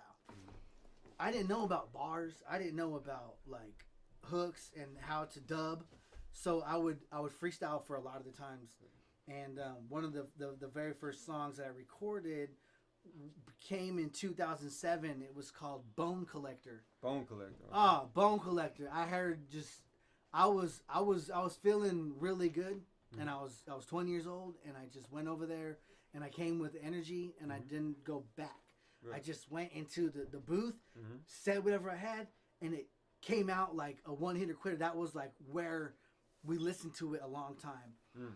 And usually the biggest part about me is saying something really quick right then, and then rhyming at some point, or spitting something that you visualized in your head, and just being on beat. I think like that's the part where I find the most intriguing is going to the rhythm, trying different styles, and then that song wasn't even like going to go in. It was just for fun, and so happens like I got into the actual process of putting together an album, which was like straight up not freaking. It was such a far stretch. There was so much shit that I had to learn that when I didn't have any money together, that I was just like, how the fuck do you put out a song and how do you promote it? I didn't get that. Yeah, that's the hard part for me. Yeah, I would be like, emotions are hard part. The design and the numbers, like how many tracks to have. I didn't get the concept. Yeah, fucking the concept on the album. Then I had this song. And I told YD about it. I told YDMC, I'm like, man, what do you think about this song? I don't know if fucking it's old or it's still usable. He's like, he's like, this has a really good tempo. This has a really good, like solid idea. And I'm like, fuck, thank you. I know the words to that. He's like, this is it. So that song was like 13 years old, and it just got put out this year. Really? Wow. Oh, okay. That's okay. So if you met yourself, the guy that was making Spilling Mentals, if you like, what would he say to how far you've come? Like say you were to have a conversation with that Lil Rip, what would it be like? Like what's the difference between you then and you now? Like what's... I think the biggest point that I could make that was a before Spilling Mentals and after Spilling Mentals was when I would feel good. Mm-hmm. I wouldn't put into my own words or think and honestly like take time to consider working something out I didn't have very many goals. I was very on a short leash. I wanted to go to my family's house right then and there. However I fucking got there, whether I was in the middle of something, show up with no gas. There was no planning. There was no like money involved. There was no direction. I thought life was about feeling good and having a good time all the time. Then like not being able to like sit there and focus or have an idea or like make a point and be able to have the courage to go outside and look nice. It was like Spilling Mentals was a chance for me to show that the fun in art made it possible to work towards something. So now I think I'm a much better planner and I don't put people's duties or whatever they have going on in the realm of what I'm trying to do and just jump in and cause all kinds of havoc. Because there's times where people would be like, what about Mike? He'd pop up at certain times, but there were so many things that I missed up because I was trying to smoke a cigarette. Like, you don't just pop off and be like, I want this right now. Do you have a cigarette? Okay. Now it probably takes about 10 minutes. I'm more into getting something good out of it rather than just being like, hey everybody, let's chill and go on a ride today and not apply for a job. So what would that Lil Rip, how would he feel about where you got to now? Like if you were to meet him in the past and tell you this is who I am now, like what would he say? Would he look up to you? Like how would he feel? He would be very prepared. He would be able to handle a lot of blows. He would be able, I would say, look out for the road ahead of you and take it slow. He said, you're a very good a personal person. People like you. And that's gonna be in it could go against you or it could be bad because you could love people the right way or you could hurt them or you could just be present and play it slow and make sure that you put a lot of meaning into it because something that you have. I can think of a time in 2011 I was like fucking gone. I had no job. I had no place to live. I had no drive. And I was being cut from baseball. Like my shot, my string that I was holding on to, burning bridges, not having family to talk to, because I still wouldn't get it. I would still be laughing, and my story was getting old. Right.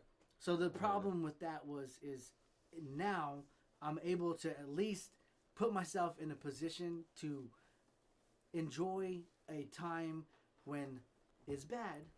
It could be now, it could be tomorrow, but I look back on 2011, and I would swear that was the highlight of my life. But it was so fucked up. Now that I got my wisdom teeth pulled, like I haven't been really doing anything for a week, and I'm looking at Jackie, and I'm like, come on, Mike, you're not bad. Like, give her some of your love.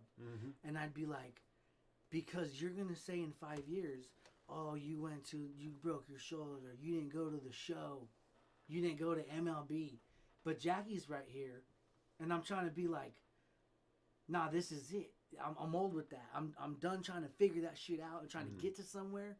I'm more accepting of the blows and the fucking mortgage and being like, hey, listen, this is what you got to do. On the rent, mortgage. And understand that it's always going to be a cycle. That I'll be lost potential if I think that everything's gonna be perfect at one point. Alright, what you got? What y'all got? Large facts. You actually doing pretty well, Piff. Holding it down in the front seat. Yeah, y'all got. I like it, man. Y'all you know. Drive the vehicle for a while, you guys man. turns. I got one quick question, man. Okay, go ahead, Shotgun, for sure. Shit. Like, you got a real unique style. I was just wondering, like, what artists influence you? Coolio. Really? Coolio. Fantastic voyage. Okay. That's the song, and that's funny. Slippity slide. When that motherfucking had that whole fucking Camaro pimped out and everyone was getting out of their trunk, I was just like 2 years old and didn't know what the hell that was, but I thought that shit was funny. Hey, I ain't gonna lie though, I had the Gangster's Paradise cassette tape in 6th grade. Oh yeah. In 6th grade. Absolutely. And I had the Dangerous Minds soundtrack. So did I. I had both of those. Yep. Yeah, that shit was slap. Yep. I had them on cassette. I had them both too. There you go. Yeah, that's hella hard, bro. Hey, Like, I think that's just for those of y'all under the age of 30, don't worry about what a cassette is. Just carry on. Carry on. Also, don't worry about what a Coolio is. Yeah, it was very minimal. When I used to rap or when I used to listen to music, when I was a kid, I used to like listen to upbeat, like New Kids on the Block or someone like. It was kind of like there was a lot of singing, like Madonna. My mom liked. And I really like paid attention to the movements. I was always intrigued, like, cause I was a kid, like upbeat personality. I was walking around and shit, playing with my toys or jumping Ninja Turtles, and they couldn't calm me down. So the best thing that I would do was reenact what I saw on TV, and I'd be like, "Damn, dog, like this is cool, fool." Like, so I get like a paper towel and speak on it. And I just remember like being able to understand that in my imagination, if I knew a couple words, that I had one good influence. It was PJ. He got me into hip hop, and it was in Salinas, and we were just riding bikes, and he was like 10 years older than me, but he played rap for me, and it was Crisscross. Fucking jump. You know, it's not the hardest shit, but like. Oh, that shit smacked. Yeah, it was back when the radio would play the song twice in a row. The radio would play it twice in a row. They would fucking play it on repeat. Right. And I don't remember what the fuck, who was in the house or the garage, but dude, like I seriously remember, like I was a one-man party. I mean, there was a lot like that. I have good faith in the family and our friends and like people like that I'm associates with and like feel highly of. But when I was a kid, man, my dad wasn't in the picture, so I had to grow up and be a lot of tough and care for my mom. And when it happened, like I would know when I was in the zone. Like if I had a pitching ball, if I was a pitcher. I just felt it. It was like the ceiling got hella big, and I was as big as it, and that would always come out. And now that I'm getting older, it's actually like really being valuable because it's more contained, and it's a whole lot like freaking better to operate with. Cause I'm calling the shots, not in different dope music. I'm able to answer the phone and just be like, yo, bro, like, hey, what's going on? And make a point and be like, oh, I just said that. Now let that resonate instead of trying to be like God of fucking rap and be like all about me. Because there's hella people that I see that would straight up like, if I didn't even get the rap, that means like I'm not ready for that. There's lyrics and shit that I would hear, and I'd be like, you know, like back to Fantastic Voyage, like, and they would say like, that's street smart and is very, it's like admirable. Like if you have street smarts, or if you're just like a really solid cat or girl and you can talk, and it's very easy to latch onto, and I would get manipulated by that and think I could do it. But at least now that I'm getting aware, I'm more I see beauty in the nature. Because if someone's saying something and then I catch on to it, I'm like, oh shit, like he has that going on for him right then and there, and it makes me feel like that I want to elevate my raps to find the passion that there's so much more we got to use and like get that. out. I like that. Because I have it in me, but if someone said like Piff Habanero said, where are you gonna be at like in a year? How would you feel? I would say that now is the time to unleash that power, because the 5 years now I'm optimistic about, and it's a feeling, and I hate to say it because that feeling is so hard to get, and I never bragged too much about myself, and I didn't have confidence, but that feeling that a lot of the friends I'm talking to you about, I'm bringing you back up in 2008, are far off, and you are latching on to something that I chased, and I was just out of my prime. But now that I got it, I'm really, my eyes are just adjusting and seeing like the bigger picture, and it's like really, it's really valuable at a good time, because it took health. And the point I'm trying to make is I need to not waste like time. I need to figure out like now to always be making the move to making a new project. You got the inner clock, huh? Mm-hmm. You got the inner clock. Yeah, I got the same shit. Like it gotta happen. Like I feel like that when I'm recording a project, I'm like, they used to say Tupac used to go in there and and just instantly would run and record. He's like, if I die tomorrow, like this song gotta go out. I'm the exact same way. I could die any fucking day. You know what I mean? That's it. And you can ask why I be bothering him all the time. Hey, can I come record this or record that? Like, yeah. Man, Pac used to like throw people off songs if they took too long. Yeah, I feel it. Nah, I feel it. I could die tomorrow. Shit, He'd be like, yo, you gotta finish that verse in 5 minutes. You ain't on this shit. We work quick. He's like, yeah, I could die tomorrow. I gotta get this shit done. Yeah, that shit was hella cool when they made the movie a little bit, and they talked about like how he had recorded like 13 songs in a day. And if you listen back now, it's kind of crazy, like following along with what we're saying, because we know you are very serious about your projects. That if you look at understanding music now, one of my friends Seppi and I were talking about like listening to a Tupac song. He has fucking dubs that are hella not matched up. Like his dubs are like fucking like not even making the rhythm, because he banged out so many tracks. He was just like, yeah, that's hard. That would be like, you know what? Yeah, and it's like that's what's precious about art, is like when you're speaking and you actually get to hear yourself in the headphones, you're like, man, that's fucking, no matter what it is, it's gonna sound dope. So let me get through the verse as best I can. And then I've been thinking about this, about getting to where you're at. Like, it doesn't happen overnight. You could be like 2 days into the song and it's not where you need to be. And I'd be like, well, this has to go here. Then like a whole other process comes in, and it's very focus level, because you're going to be like, okay, look it, this is what happens. I wasn't thinking about hip hop about 24 hours ago. I spent 4 hours in the studio and made this song. Wednesday rolls around, and your voice is stronger.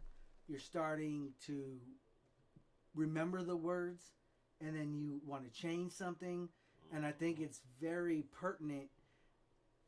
And this is old school, but it's feeling. Like if you walk into the studio and they cut out on your check $50, it's not the time. So the time that you have, if I can give any advice as an upcoming rapper, that feeling that you've had is very something to look after. Like it could be a small feeling, and it could be a very like I rule the world feeling. But I've always said, in our minds we could mean the world, but to the world we could be one mind. You have to be humble. You do have to be humble. Nah, I like that thought about just holding on to that feeling. It reminds me of some shit Corrupt said. Like that's Corrupt. Hell yeah. There was this video of Corrupt in the studio, and he was just going off. He just like recorded something dope, and he was like, "Man, I'm on that vibe. Once you catch that vibe, don't leave that vibe." Yeah, hell yeah. Fuck. And you know what? It's hella funny, man, because I'm always like trying to figure out like, fuck, man, I should have pitched a curveball and he hit a home run. That shit like that highlight film I have.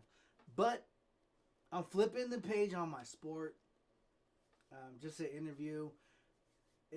Some things like that you do, dude, hit you fucking so much harder later. I played college baseball at De Anza Dons in 2013. When I was homeless, I fucking, the point of my interview, I finally made the team, and I got injured, and I was like, oh, dude, this is bad. I was 26 on that De Anza team, and a lot of people, and I'm not trying to be funny, but I know some people that were just like, oh, Lil Rip fell off, and I had to piece that together, and I paper macheted all those parts back together because it could have been something I said or rubbed you the wrong way, but the good guy that popped in me, his heart is in this very body, and I'm grateful to share connections with people. That's what I like. I always wanted to be involved with people and share times and hang out. That's really all I wanted. I just got a little bit too out of sync with my mind and my awareness. So now that I'm better and I get a second chance, I'm definitely trying to not lose it. And I'm going to be a little more intaking for myself, because playing around with fire is a very rubber band theory. All this shit can snap out right now. Shit. It'll happen again, and I don't want to lose it. So when I played at De Anza, I didn't play in high school. I didn't play for 4 years. Basically, my shot to go to the show was out. But shout out to Archbishop Media High School. You're doing your baseball thing. No funk. And when I played at De Anza Dons in 2013, the mental part of the game, I was on the team because I was a team player. They were like, fuck, dude, we're not... Oh, shit, what'd I do, ID? They were like, we're not going anywhere without you. And they wanted me to be on the team, and they wanted to make sure that I was going to be there and being included and get a jersey. So that was in... Thank you, sir. That was in 2013. And I had like all these plays, and I wanted to play high school, and I wanted to fucking win CCS D1 championships. And now it's 2020, and I put it to rest. I was okay with where my career ended. And back then, there were so many things going on in my life that I was trying to piece together, that I was like on the bus, no fucking cool shoes, no money. On that team, I got it back, and I realized, it was a point of realization that like I was good, I was valuable, and I was a good asset to the team. And it's like, you could have been happy about that all along, but I was still like baffled about my playing ability. And the good thing is when I played, I did what I wanted on the field. And it's valuable now because like it makes me happy again. Baseball, I didn't watch baseball when I was in high school. I didn't watch baseball on TV for 4 years. And now that I can just be like, yeah, I pitched and go through the landslide that I had to do to get on that field. It's bigger now than it was when I was on the team. And it makes more sense, and it's like it's very rewarding in the end. Oh yeah. Yeah, that was hella cool. Man. So I got a question. Okay, go ahead. What do you do to create a project? Like, do you just have some tracks that start to fit an idea? Do you have an entire idea that you plan out when you create an album? Or you know, just what is your process? How do you end up with the finished product? Well, the first thing that I do when I have been thinking about a song or I know a song's coming on, it's usually a repetition of what I've been saying over and over again, like that week or a couple weeks. It's like I have this certain hum or this slogan I'll say like to myself that gets me through traffic and making sense of my money, like that I got paid for, or doing something that I could have a conversation or impact in someone's life, or something that happened. And I'll get pissed about it, or I'll feel like something's got to be done about this, or I got to fucking have this energy and it will help. Then it will turn into like, okay, well, I'm starting to think like this. I'm starting to act like this when I buy groceries. So I feel good. And I'll be like, in my head, the connection I'll make, which is like something I get off on, is we came together and connected on a meal that both of us, you know, respect and enjoy because it's healthy. And that relates to me with kinesiology. I won't just try to, you know, like not as the best person I am. I like make mistakes. So I'll say something like, dude, you're just buying groceries. But I get caught in a lazy mood when I do that. So I'll be like, oh, she was talking to me. I was loud. Now I'll get in the car and we laugh. Okay, that must have been good. So I'll try to like say something like beyond the actual term. I'll put it in like the galaxy. Like what, like if we take time to connect and be with people at a certain time, if it takes the stars to align in that moment, then that's like what life should be. You should feel the cosmetics. And so even whether I believe in that fully, like if that means to me that like straight up that is going on and I'm controlling some of that, I at least like to have an analogy, like something to revert back to, like, hey, that was a good time. That's what it means. And it just builds character. So I'll be like in a good mood, and then I'll be like double bags filled with trees. And I'll be like, oh shit, that's something.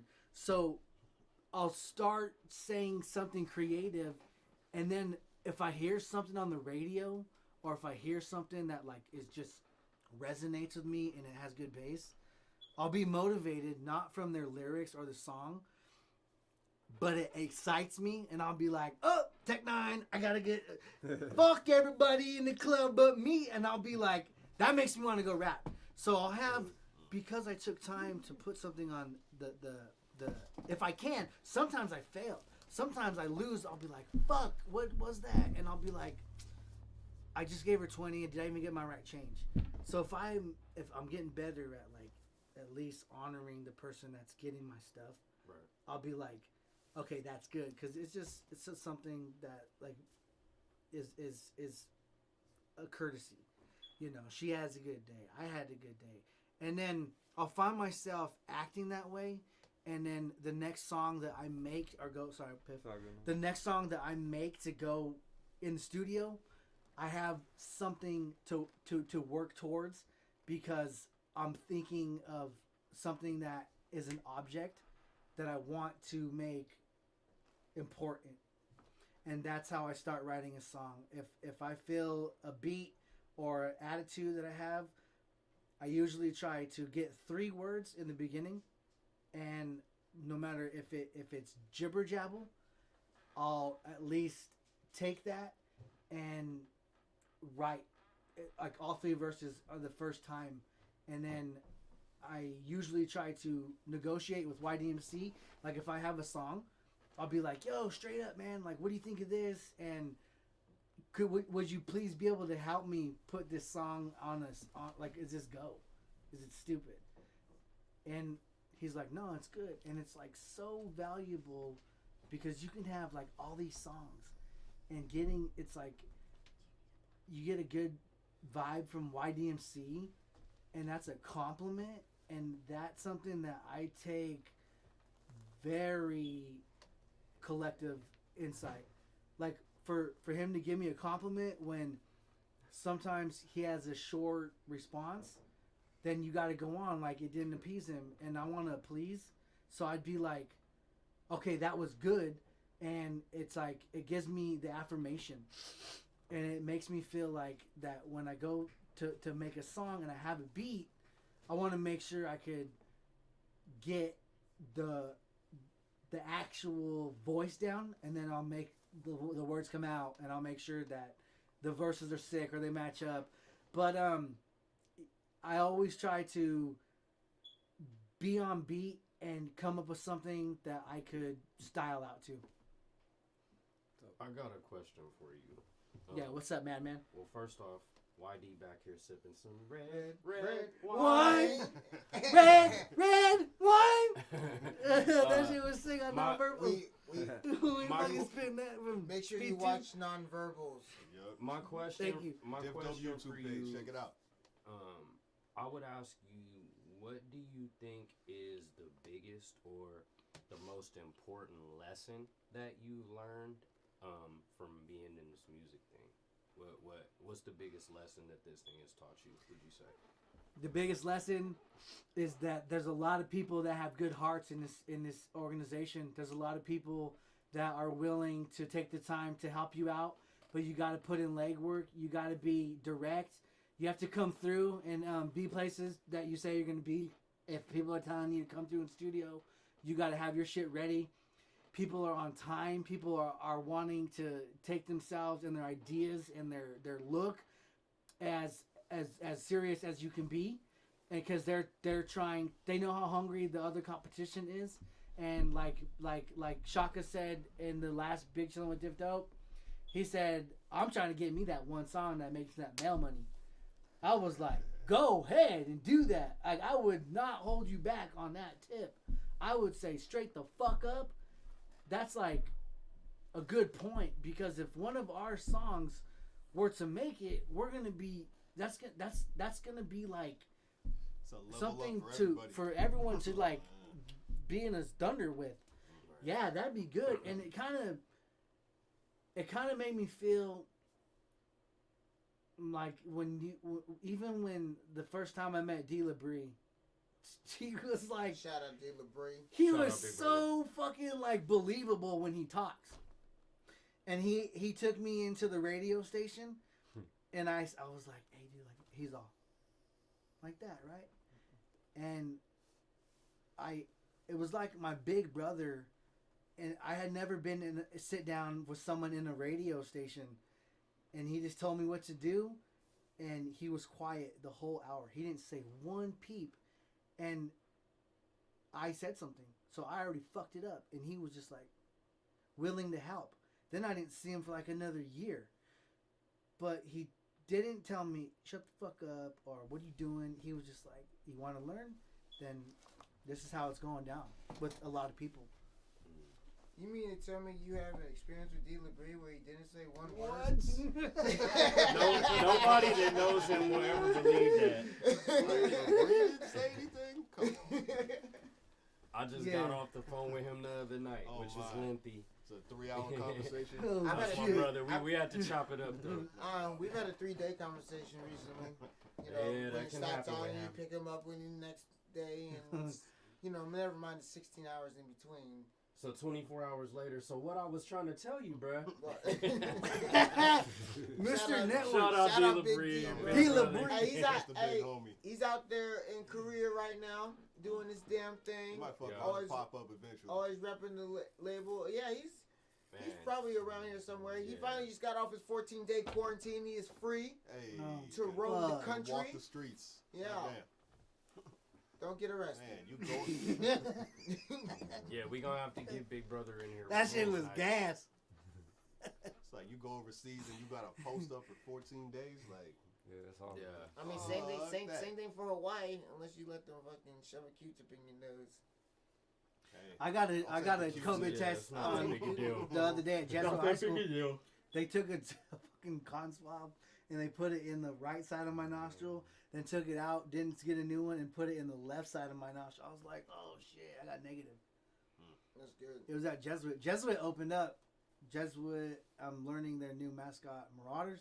I don't know what a marauder is. I think it's like a scholarly gentleman.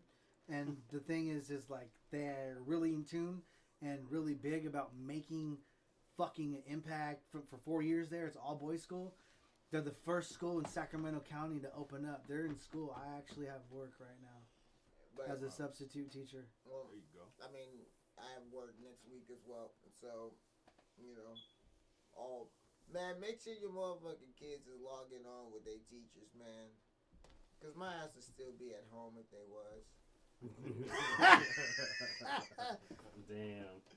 Like, I was enjoying this online learning thing, but fuck. Right. Yeah, y'all just had to mess it up. Yeah. I'm gonna enjoy the rest of it while I can. I don't know when I'm gonna be going back, so I'm gonna keep enjoying this home thing. The little justice schedule every day. I'm liking it. It is definitely more challenging at certain points in certain ways, doing everything virtually with the kids, but the schedule part of it has definitely relaxed me. Fuck yourself. When they go golfing, they actually put the hole up now. So if you make it in the hole, you don't put your hand in the cup to get the ball out. Yeah, no, yeah. They have they have styrofoam around it. So even when you go to do your activities, you ain't playing the real game. It's like playing the real game. It's just a setup. It's gonna get stuck in the foam. No popping out the cup or nothing. It's like a handicap now. That's your favorite thing. It's like bowling with bumpers. They got that shit like, we'll set it up, man, but we're gonna give you our fucking loaners. No, man, I seen a putting green recently, and I expected it to kind of be the same. I'm like, there's larger putting greens out there, maybe people are gonna take their time and everything. Like, no, they had to COVID that shit up too. That's just gonna be another synonym for fucking shit up. He's like, man, y'all on COVID this shit. Y'all on COVID this shit up, didn't you? That'll be a horrible slang term. It's only means for like the protocols and how they're all fucky, for the safety of people. But did you say fucky? Yeah, fucky.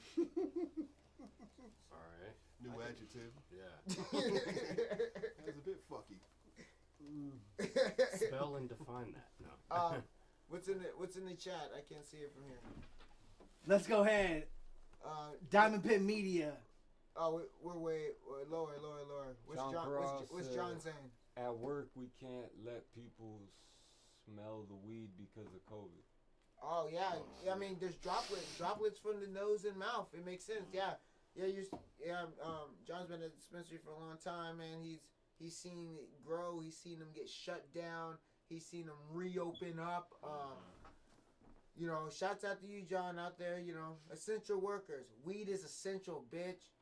Absolutely, like, if anyone, and while we're on the weed is essential, bitch, I just want a side note. Shout out to Montana and New Jersey. And who else was on that list? That's a big deal.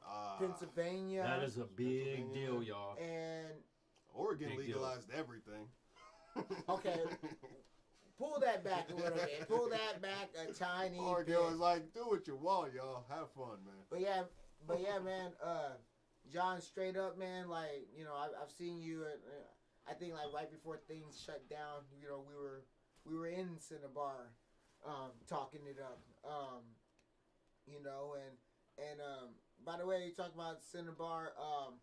They've been needing help. Hopefully, we go down to yellow and they can get 25% capacity restriction on opening, and the same thing with Caravan. But Cinnabar's had a GoFundMe up for a few weeks now. They need the help. If you had good times there, play some good pool there, had some good drinks there, man, drop them some chips, man. I mean, you're probably saving money because you haven't been drinking there anyway. So, chips off, man. Call your tithing to church, man. Yeah, YD. So in the chat, they said that there's a little bit of an echo. I don't know if you wanted to take a look at it. It got fixed. It's cool. Yeah, didn't it get fixed? Yeah. Okay, I was just reiterating. Yeah, that's a very important figuring out like what you're gonna do to be. Everyone has something that they need to like I'm fucking drinking coffee right now. There's a little bit Hold of on, a John. niche that you need. Dude, it could be anything that gets you. Some people like Ichiro. That motherfucker wakes up at 5 in the morning. 25 years of eats dominance. 2 eggs and fucking goes to work out, takes a nap, hits 300 balls, comes back, but he does the same thing the next day. That fool has a routine. He ain't smoking weed, but when he hits the ball, that motherfucker's basically showing off his personality. He's basically like a fiend for baseball, you know. You'll smoke weed. You need to eventually, man. supply That's that. A lot of wear you putting on them joints, boy. Remember Ichiro when he threw out Terrence Long when that motherfucker first came out in 2002? When he threw him out from right field? Yeah, from right field. How's he had that fool had bangers? I mean, so here's the thing about Ichiro. If you guys haven't noticed, my man fucking Lil Rip is a baseball buff. Okay. Oh hell yeah! Thank you. Yeah, I try to when, fucking just like passionate baseball is something. Baseball and golf is something that we often share, and the love for the Raiders. So, and that green collar baseball, which you know, I'm gonna find reasons to point out all the green in this jacket throughout this episode. But Ichiro was a beast, but he was a different kind of beast. See, a lot of beasts don't age well, especially in baseball. We've seen several beasts fall off. You know what I mean? And the fall and the fall off isn't as gradual, say, as a football fall off or a baseball fall off. It's kind of like one day you suck. You know, because it's baseball. It's not a whole lot of movement in the sport. It takes a while for people to realize you suck. And once they realize your ass is out, and then you bounce to another team, you become a veteran journeyman, laying stank to your stats till you retire. Albert Pujols, man. Yeah, I mean, like, got so much money and just kind of fell off. And we're not talking. And we're not talking in the bullpen. The bullpen's different. Those cats can stick around for a while and they can fall off just as easily. But like, you know, generally, especially in the AL, they're not hitting. That's a lot of wear and tear that's not on their body. You know, CC lasted so long because he wasn't hitting. You know what I mean? That's something that's got to point out. Colon lasted so long because he never had to hit. You know, National League, there's a different kind of thing going on. You know, my favorite bullpen, of course, you know, 1993 through 96. You know, you had Glavine, Maddox, and fucking Smoltz. You know, I grew up during that era, out there, watching games on the top of the parking structure with binoculars because we couldn't afford to get in. You know what I'm saying? Like that, and then they added Rocker, racist ass Rocker. But he was still a beast. You could. John Rocker was fucking had no control. Yeah, but he was still a beast. He was in there. You could put him in there. He's not. I mean, he's not the same pedigree as those guys, but he could carry. He could carry. He was also a racist dick, and so like I played against him a bit. You know, He did say some crazy shit. He did. He's like the Bill Romanowski of baseball. Ouch. Romanowski was breaking cats' faces though. Yeah, that's true too. Bill Romanowski has some serious psych problems. He was backing up some psych issues. That motherfucker wouldn't even play football. He was backing up all that bullshit. He was dirty. That motherfucker didn't give a. Bill They wouldn't stick up for that shit. Bill Romanowski would have played football with no football. He was about that shit. He was fucking lost in that swirl. He'd have played that game without a ball. Who's the guy whose career he ended? Was it Ronald Curry? His own teammate. He like ripped his helmet off. And broke his orbital. Man. Yeah, broke his orbital. I've had a broken orbital before. I have a plate in my face right now still, so I know how fucking damaging that can be. But I was out. Pro skateboarding still. You know, but I was out for that as long as I was out for my torn shoulder, because like you can't be in the sun from the plastic surgery from having the piece put in to repair the orbital You also can't shake it around too much, so I couldn't be physical. So I couldn't skate.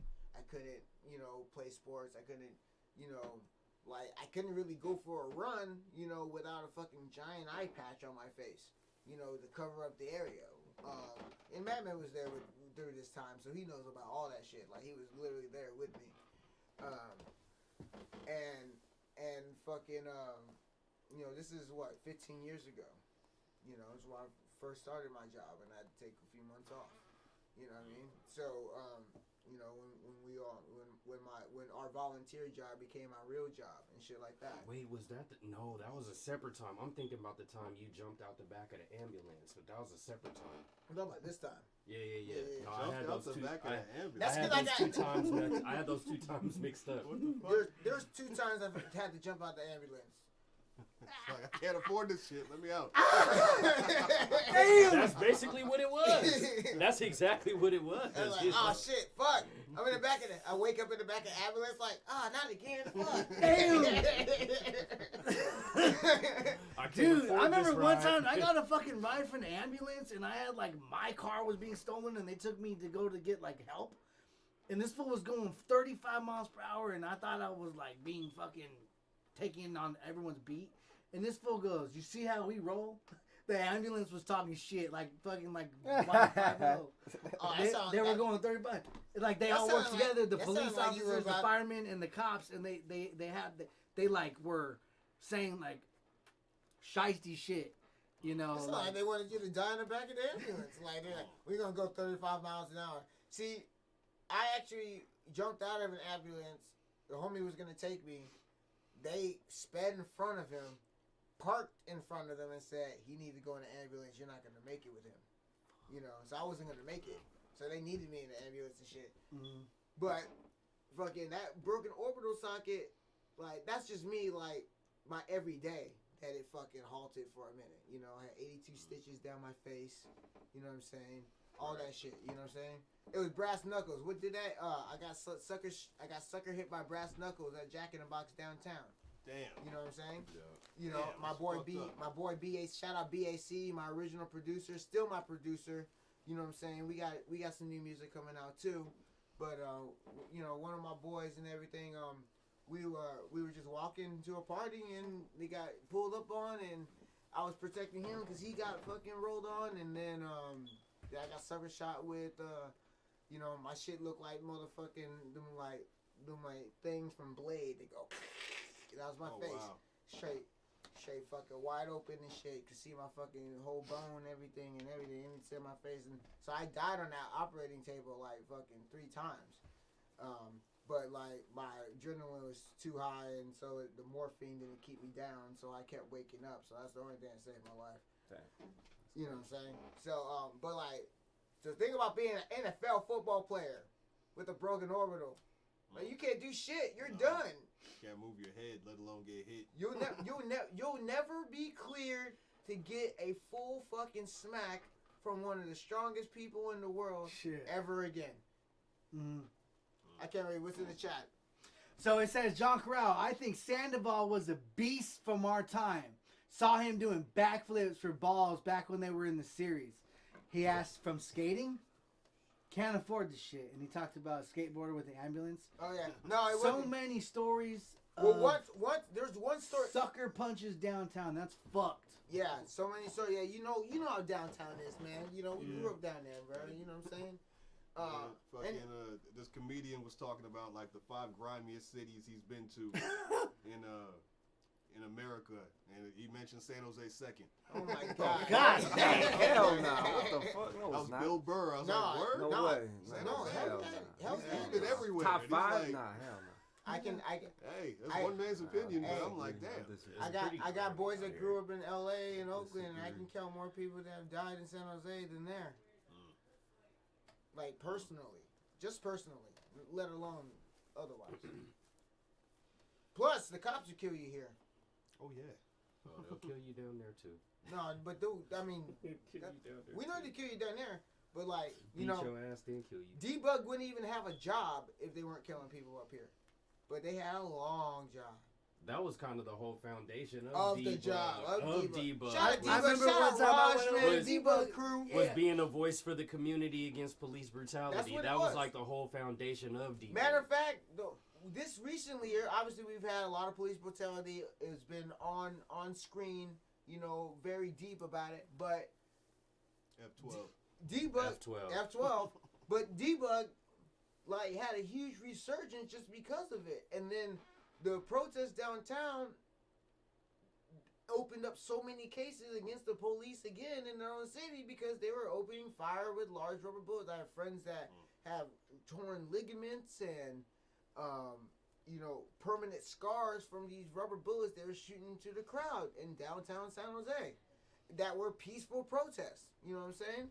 And, you know, like, I know we can get rowdy, but, like, nigga, we could have got rowdy. This is fucking San Jose. That shit could have been real fucking bad, but it wasn't. Cops should have responded accordingly. You know? Right. So, like, there's people I know that are... Matter of fact, the police auditor that teaches cultural sensitivity got his balls shot off. Word? What? The cultural sensitivity... by the rubber bullets in the protest. Oh, yeah, He's the one that I read that teaches shit, yeah. the police He of took a San rubber Jose bullet to the cultural balls? sensitivity. He took a rubber bullet to the ball. He just got married. They're gonna have kids. He can't have kids. I remember reading that story. That's in That San shit Jose. is crazy, man. That's here, bro. That's here. Craziness, man. And shout out to people that's been keeping like the whole spirit of it lit. Shout out to the homie Ripjaw. He's been out there organizing tons of protests all the time. Hey, Ripjaw's been out there non-stop since George Floyd. Since he ain't George, stopped. he hasn't stopped, and like honestly, that's some real solid shit. Like if you have an opportunity to be in the community like that, or you're already out in the community like that, like do some shit. That shit's amazing. You know what I'm saying? But yeah, broken orbital socket. That's where it led us. San Jose, its own Wild West. The outlaws run the city, and the sheriff is corrupt. That's true. Well said, man. Hey, we didn't have all these green rubber buoys protecting bicyclists that needed protecting the whole time until the motherfucking nigga got smacked off his own bike, and he's like, "Oh, we need to fix this."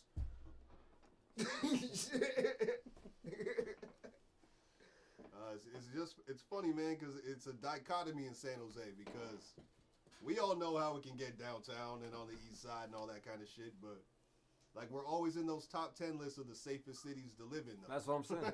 That's what I'm saying. Because they think it's all Silicon Valley and fucking and tech dudes. It's like, no, you but need to come see the real San Jose real quick. But that's all publicized because, like, honestly, every year for the past, I've been keeping track for the past 5 years, they do not report all of the murders in San Jose. I've been tracking it for like the past 6 years, and I've been seeing number discrepancies every year. It'll be like, oh, it's the 36th murder, and then like a few days later, 2 more people died. It's the 36th murder. Like, they hella stifle the homicide numbers in San Jose. They super stifle the homicide numbers in San Jose. And you can't just count the homicides. Stifle, you mean by stifle? Downplaying them? You mean? Downplaying them, yeah. Gotcha. All the time. All the time. I've been tracking it for like the past 6 years just because I noticed. I'm like, wait a minute, didn't they say that before? And I thought it was just news channels. And then I'm like reading in the papers. I mean, they're saying something different. And I'm just like, whoa. And then there's homies that I know that have been murdered in San Jose that never got a report. So, like they never got a report, but I know they were murdered here. It's like they're just trying to keep up an image. Like, no. Right. That's so they, true. Now that part's So they true. super downplay the numbers. So like, it's never been the safest city. That's always been a ploy to bring the Western market of tech here. Because it was cheaper to establish it where they were being created. That's how the whole safest city thing started. Man. Look it up. Fucking Google was trying to like basically buy downtown and like right turn it into Google Town. Yeah, look it up. Look it up. The numbers have been stifled for years. Been down for years. The safest city has never been the safest city, and those are just homicides. What about other violent crimes? Oh, you don't even hear about them.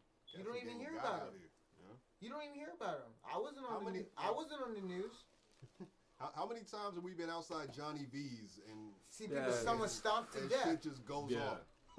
See someone literally stomped out to death in front of us. Yeah, I swear I wasn't sure if that dude was gonna survive after getting stomped out the way he did. Which one? Yeah, it's happened a couple times. Yeah. Like, I remember one night I missed it, and like I was gonna come out to the cipher, and I don't know. I think I got Matter of fact, high and went to sleep. How many of our homies have died outside Johnny V? There's been a couple. Yeah, dude with the knives and shit. No, like that's one. Rest in peace, Rest Ryan. in peace, Ryan, man. But yeah, there was that one night I missed it, and like cats came through and shot up, I guess, the building next door. Like I guess some cats that were standing outside. Yeah, me and Val were standing outside. Me and Sleazy had to duck behind fucking. I wasn't there for that one. Yeah, me and Sleazy had to duck behind a metal trash can, which it hit right next to us. Damn. And this was at Johnny's also when Cypher was still at Johnny's. I mean, it wasn't Cypher. I'm sure it was Trap Shop, but yeah, it's probably Trap Shop. So yeah, so we cats come through trapping. So yeah, hey. You ever talk about somebody from San Jose? Make sure you know who you're talking to. Straight up. Because you want to be on that same city jazz. Like, oh, yeah, this is it. Oh, what are you, a tech boy? I'm like, yeah, I am.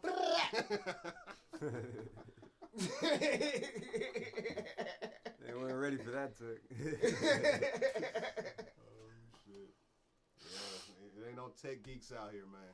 Oh, there's tech geeks. It's different. Oh, there's kind of tech geeks. Different know who you talking to. Yeah, exactly. Watch out for the tech geeks, too. They're scared. They shoot you. They'll shoot you and hire a lawyer like while you're still bleeding. While you're still bleeding. Right. Shoot you and calculate an algorithm. And I'm shit. sorry, I accidentally shot the guy. He came up from me from behind. I'm sorry. Hit up his lawyer. This guy came up from me from behind. I forever will love San Jose as the city that just raised me. I just moved to Boulder Creek this week, though. Mountain life. The problem is unfortunately bigger than just San Jose. It is bigger than just San Jose. And hopefully you stay safe out there in Boulder Creek, John, because you know, we had homies lose houses like a few months ago and shit. So be careful out there, bro. Stay safe. I know Boulder Creek didn't get ravaged the way that it was originally reported, and many homies still have their houses, but some do not, man. So be careful out there in that mountain life, but enjoy the fuck out of that. Learn how to do some off-grid shit. Set up some shit up there. And get your solar going. Get some water. Get some water power shit going. You know what I mean? Yeah, man. Get a well. Build a well. You know, something like that, man. That shit'd be tight. Shit. When everything goes to shit, and bring all my guns to your house. When society crumbles. But yeah, man. Fucking any other question for Lil Rip in this motherfucker? Like, if y'all. What's the next step, man? What's the next move? What's the next move for Lil Rip? What's the next step, man? The final process. question for Lil Rip. What's the next move? The final process, the closing statement I have, my final thought, Michael Manrique. I want to really tap into figuring out what the process for people do have in making music, and I want to be able to get on a large strength and roster of networking artists that we don't just make a song to send. I want to talk about it. I want to have a game plan. I want to say why I want to work with you. I want to figure out and hear like all your music, and then people have done this, but it's very passionate for me, and it's like a good idea.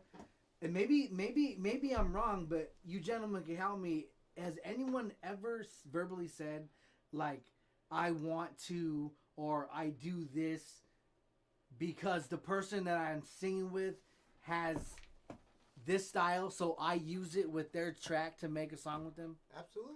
Okay, yeah, because I've heard that, and like Tech Nine does that a lot. It's collaboration. Like for example, if I wanted more melody in a song and I didn't want to do it, I'd hit up Madman or Piff. Yeah, that's actually like really fun, because when I see someone be passionate, I need to get off of the tangent part of it and doing a freestyle song however it comes together, saying like, I negotiate with gnomes while I'm in chemistry lab trying to get an A+ to go home. That don't mean shit, but it's a metaphor and it's fucking out there, so it's cool for hip hop. Hey, you know what? Say that shit again. We kind of talked about this Say that shit. Like, we again. lightweight talked I'm about on this shit. Say this shit again. I'm on the lawn negotiating with gnomes in the chem lab, combusting up a formula just to get an A on a paper to go home. That shit's deep as fuck, bro. And I just did y'all think follow that?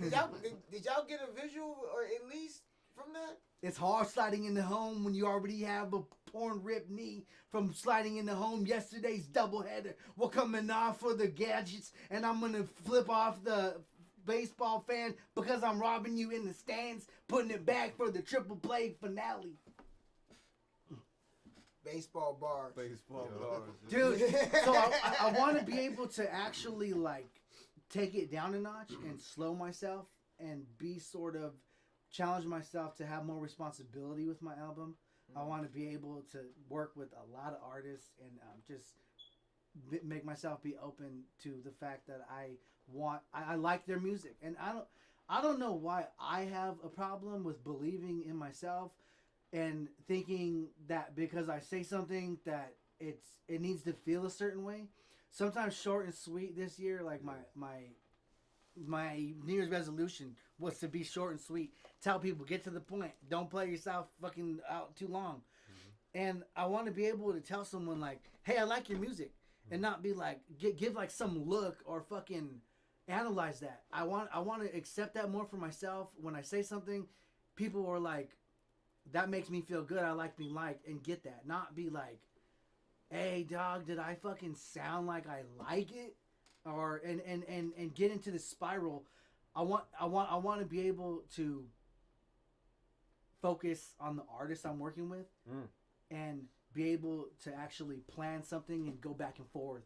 Do something like really hip hop, like have a theme. Hell yeah, I think that'd be good to work with, like find everyone in this room. Let's do it. Yeah, and be able to be like, hey, let's get into that shit that makes us feel like we fucking can't make it out tonight, and we can't like have to figure out this will take 3 days, and we have a hotel. We need to make the most of our time.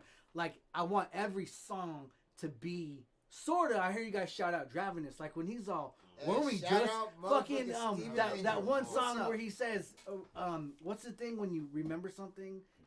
Deja vu. He's like, weren't we just here last night? He's like, I sure we're just here. That shit and your song with the first song, What You Saying? I'm like, fuck, dude, that takes so much thought to get it out, and I want to be able. The funny going off on a tangent is fun, and it's good to a certain extent because it's like it shows your versatility.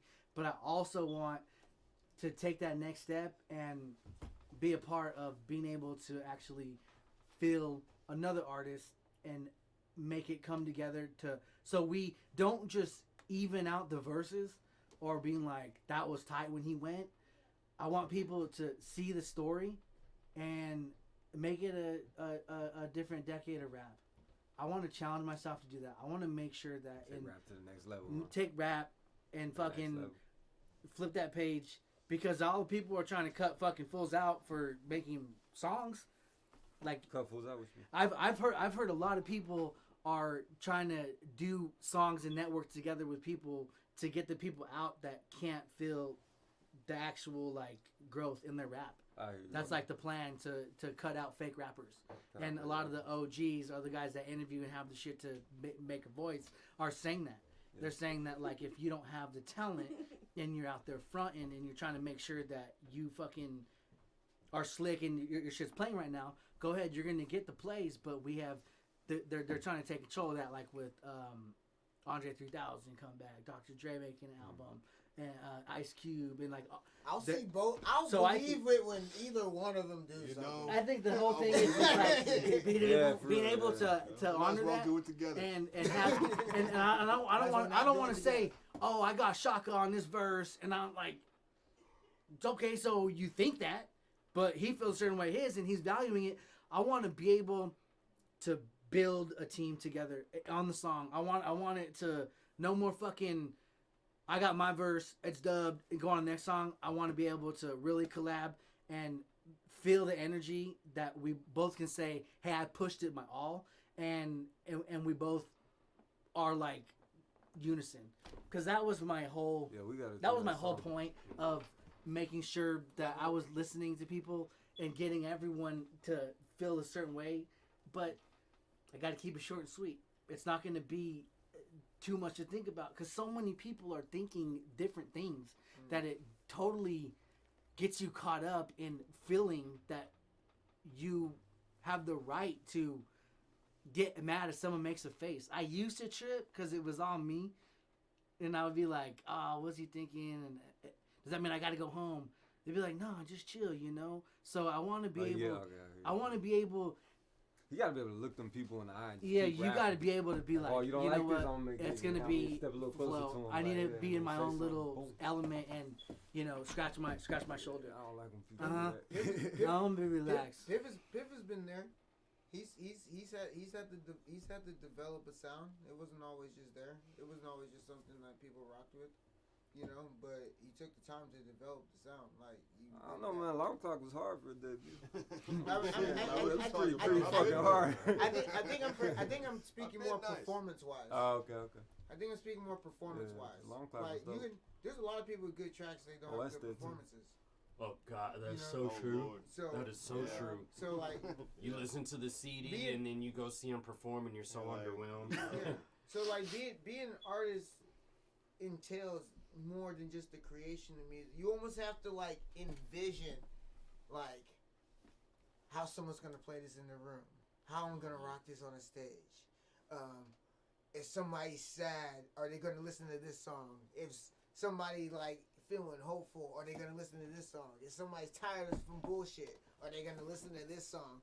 Like it takes like a little foresight. And that is, I understand that like some artists are like, man, that's not organic. That's too unorganic to me. That's too much thought. Where some artists are like, man, I can't create a project without that. It really has to do with your vibe. Yeah. Like I'm not gonna fault, say, I'm not gonna fault a reggae artist for being overly simplistic while being deep, because that's the sense of the music of how it's created. You know, its complication is how simple can you make a deep idea. Right, yeah. Reggae has always been deep, complex messages and simple wording. Right. No woman, no cry. Like closer to poetry. It's closer.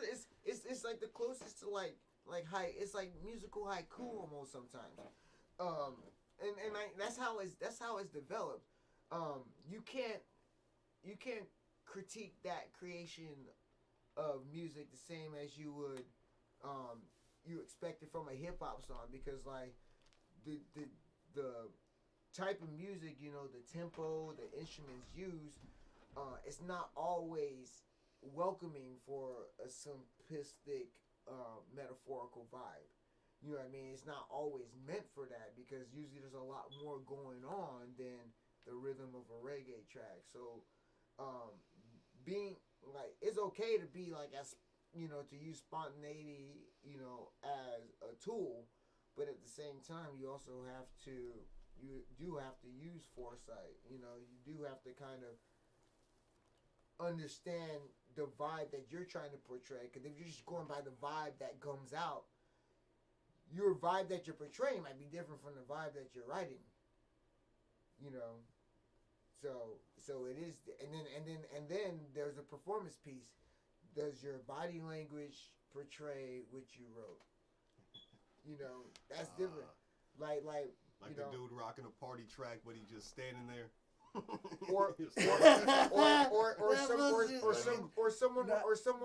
Someone rocking a romantic track like uber aggressively, like the same way. Like, hey, bitch, how you doing? I seen some people kill it. Like, there's this one guy that was rapping on the debug show, rapping aggressive lyrics, and they sound like a mouse. Right. Or you rapping aggressive lyrics like a lover. Creative ass shit. He was beatboxing and rapping at the same time. Like, don't. Oh, Razel. Yeah. Razel. Is that him? Motherfuck. We there's probably multiple Carnage. people now. Carnage. Well, Carnage is ridiculous. Oh, and there's Carnage the executioner as well, I guess. Yeah. Who is like But that's different. He's That's like different. top 5 performers I've But ever that's so seen. different because like he modulates his voice at the same time though. He's top 5 performers I've ever seen, and I've seen so many fucking. Check out Carter's the Executioner. Yeah, that's like. He's raw, man. Ridiculous. Is that right? Ridiculous. Say his name, please, Batman. Carnage the Executioner. Carnage the Executioner. Yeah, I actually. Yeah, he goes hard. Oh man, Minnesota I fucking means. remember that, and I don't remember like what day it was because it wasn't the same show we were talking about earlier at Debug, kicking it hella hard. But I one day the lights were off That's right, and we King had Bat. seen you do that, and I was fucking so just beyond excited. That was very rare. Hell yeah, man. Shit, Ramen can do that shit too. Yeah, Ramen. Yes, he can. Ramen's good at that. Shout out to Ramen Jamal. Shout out my big brother Ramen Just Jamal. shout out to everyone that's keeping the Ramen 4 Jamal, elements send me alive. that verse ASAP, please. Thank you, sir. Shameless, please. Hey. Just saying. I see you got a new album dropping soon. Isn't that like? End of the month. Isn't that like? That shit finna be bananas. Isn't that like the album though? What you mean? How many more are there?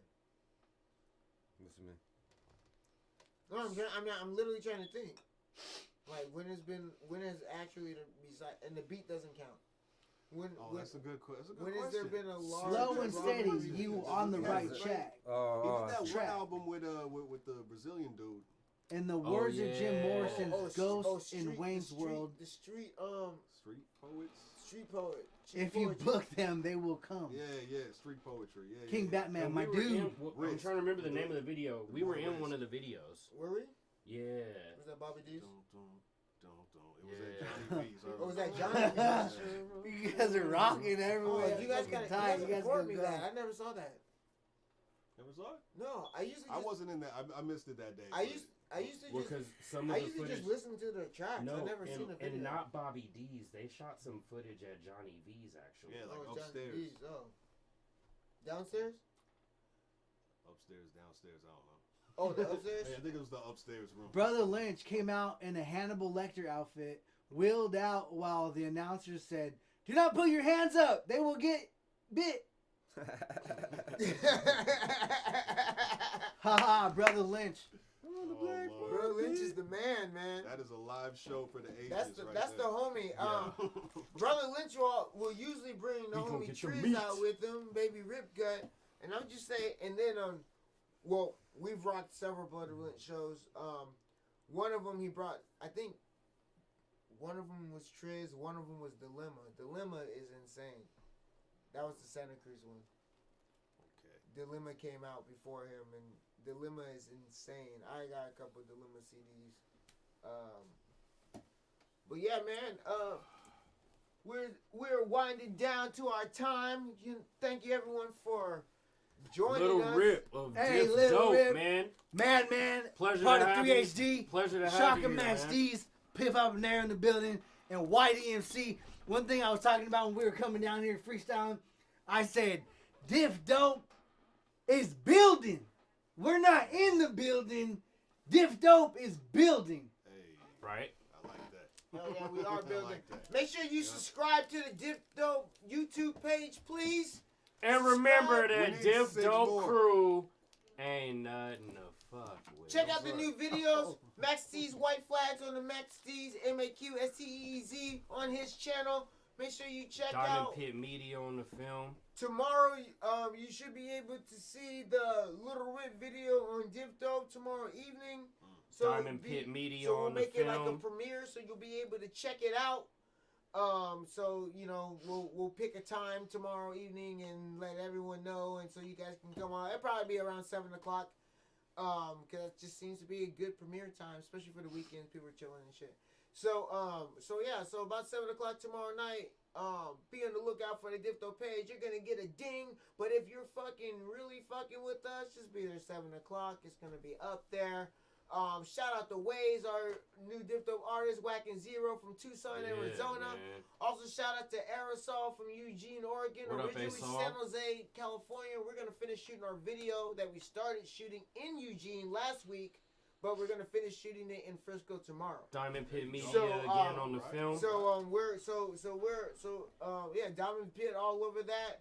Never Gonna Stop. We finished shooting Pip Habanero's video the other day. Diamond Pit Media on the film again. You know what I'm saying? Make sure you check out Ancestors by fucking Kiana. And that's a Bad combination. RDB. That's a combination of Classic 8 Media and Diamond Pit Media. So, man, you know. Not to Ain't mention, fucking around. I just dropped fucking Hello Goodbye with Chris Reese.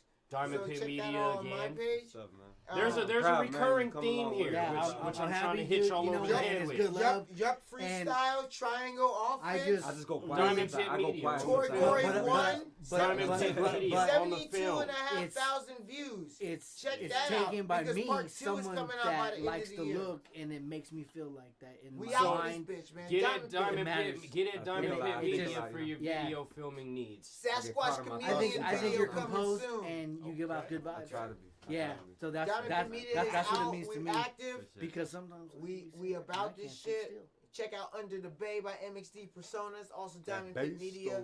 Yo, man, that's like 10 videos you gotta check out already. Diamond Pit Media's on a roll. Shout out to Ashley Upton for amazing shooting.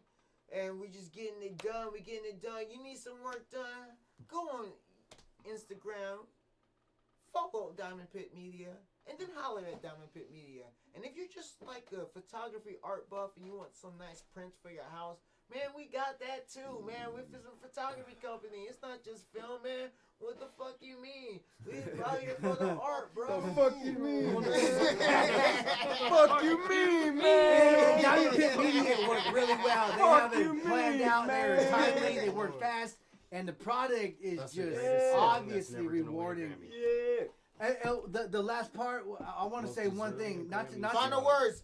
Not Lil Rip. I don't want to shine you on. I just want to add one last thing that I thought about. It's a note I wrote. When This Is Me was coming out, it was a very strong supportive group that came with me. I wasn't even fucking thinking about rap.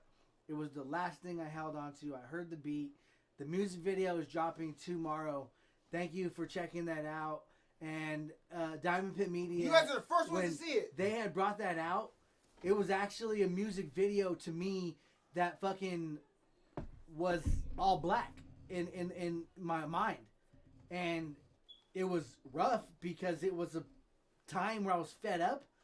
But if you go for something, it's fight or flight. If you feel that uncomfortable feeling, you're going to be insane. So I went ahead. Someone said, let's make a beat. No questions asked. I got off the bus. Fucking got cut from baseball. It's a really meaningful track that's 10 years old. And when I went into the album, it gave me whole new light. And I want it to be relevant in today's hip-hop music because it's going to be good for you. But any little thing, if you're searching for something unknown to you, is going to come. What I mean by unknown, we all know what relationships are like. We all know what money is like. Yeah, we do. We all know what a car is. I had a lot of those. But when you are a male or a female and you have hope and you're struggling and you have pain, don't go my route. Don't have my life and go to college. And because that's personal to me. That's how I was applying my energy. The last thing I want to say is you're going to have something that you do not know exists or don't know any information about that will come to you that will be useful in your life. And what I mean by topping that off is it could be an actual movie that you see is about something where the storyline is something you're dealing with, but the whole time you're at the movie, you're eating your popcorn, you're watching, trying to check your bank account, and you're trying to see what's going on social media. You have everything you have because you know of these objects, like the money and the car and the shoes. But something out there is going to come into your life that's totally new to you, and everyone's going to get it. I feel that. You are going to get it. And I just say stick it out with you, and remember that if you have this one last part of you that fight or flight, if you keep feeling that you won't make it, don't take the first thought and just give up, because it's called physiological arousal. This is from a anatomy and physiology class. College words. If you are taking your element and you want to get in the zone of making a rap song, you need to find out that feeling, and we all know it. The like, oh, I gotta get this, and you're struggling, and one wrong word makes you think that that's your personality. That's just a filter. You heard that. You're reminded. I encourage you, the next time you get excited and then frown, I want you to obviously just take out what that means to you. Take a stem of a tree, get 2 branches going, build and keep going, brainstorming. You will enter physiological arousal. Once you get physiological arousal, that is a point where you are at your best, feeling, blood flowing, mind, and consciousness. You have to fight to get that. Flow state. If you get nervous, was that flow state? Yeah, your flow state. If you That's want, a big thing. A lot of people don't know about that. If you get excited, a lot of people don't know about that. If you get heartfelt and you want something so bad, you're going to have to tell yourself over and over a list of positive things. No, just quotes. You know what I mean? Like that I quotes wonder that who get told you you. today. I wonder who told you that, buddy. Hey, I had this album fucking in the works. Sorry, people out there. No, it's all love. I was over here, and I don't want to steal the show. I had a couple it's your things. show. It's your show. Steal the fuck out of this one. I wanted to come hijack this shit. Bro. I've been thinking about this. This was yours since you stepped in. The main point of what YD was telling me, that shit cares. That shit, you can figure it out now, and I'm on the cusp of a 33-year-old man that's gonna turn 34. Things don't always go well. I want to let you know my father was murdered. That's a big part of why I released this song and why it's so deep to me. I respect my dad as much as I have from the moment he first hugged me to when he passed. I've accepted that he will never walk through my doors, but he came to me in a dream, and I want to share it with you. I was riding bikes with him on the street, and the train came, and it was just the horn and the light, and it was coming full speed ahead of us. And he looked me in the eye, and he was talking to me. He said, "Do you know what that is?" And I said, "Nothing." And he goes, "That's my train. I have to get on it. I'm sorry I can't be here with you anymore." And he left. And I never said a word, but he was calling for me. And that unknown feeling, what you can all see now, I didn't know that was going to happen. I didn't know I was going to hear from him. It was in my head. That unknown thing, I wanted to get a new golf club the other day. That's what I know of. The thing that I didn't know about was, for some reason, I felt that my dad at least came in my mind. That's all it was. It was just a dream, and it meant so much. And I was I cried probably this time last year. And YD is talking about taking your positives and using them instead of filtering and always saying something negative about yourself. It's harder to say negative everything than it is to look at the bright side. Take your time. Think of something that's very valuable to you and count your trophies. Count your trophies. That's what I always say. Count your trophies. And it's easier said than done. I'm actually fucking shit terrible at it. Yeah, I don't count none of that shit. But I have been able to practice what I preach a little bit more, and it is helpful. I mean, it's been a fucking rough year, and it would have been a shitload more rough if I didn't decide to fucking take up my own cross on the matter. So, it's and I talk to Rip. I talk to Rip probably like 3 times a week. So that keeps me balanced as well. But you gotta always count your trophies. Gotta always count your wins. for the W. Go for the motherfucking W. Another video from Go Diamond for the Pit W. Media. That was dope. Another video from Diamond Pit Media that's on the way, and also from Jason Voorhees, aka Lyrical Epiphany. Yeah. So we're collabing on that one. That's actually the first Diamond Pit Media shot video. All right. Actually, yeah, it is. Damn. It is shot on the beach of Venice. Out in Venice, hell yeah. Yep, that's the first Diamond Pit Media video. Venice Beach. The second one just came out. That's Hello Goodbye. Check it out on my page. Hello, goodbye. But we're doing our thing, man. We're coming back. Yes. Shout out Crease Reese, my brother, man. Check out his new Crease track, Reese. Monsters with Kung Fu Vampire, that's out, man. I mix master the thing, you know. Nice. Just thank you. Thank you for being here. This is not, I hope this is as good for you as it is for us. Because it's therapeutic as fuck over on this side. Yeah, it is. You know what I'm saying? Like, real shit. Like, we missed the fuck out of your faces. You know, we're glad that you're able to come kick it with us. One of these days, we'll figure out the Zoom thing so I can see y'all faces. But maybe we just do a Facebook room or something. I don't fucking know. Yeah, We'll figure it out. They'll be muting our shit. I don't care. Our own shit. Our own shit. Yo. No, that's what they did. They booted us off Facebook. They booted us off Facebook. Seventh one, and they said that they were not liking the content. Suck my nuts, little toenail. Look it up. Dope. That's how collaboration. It's a mantra. You get in the spot. It's a mantra. Motherfuckers will break in the studio to get some work in.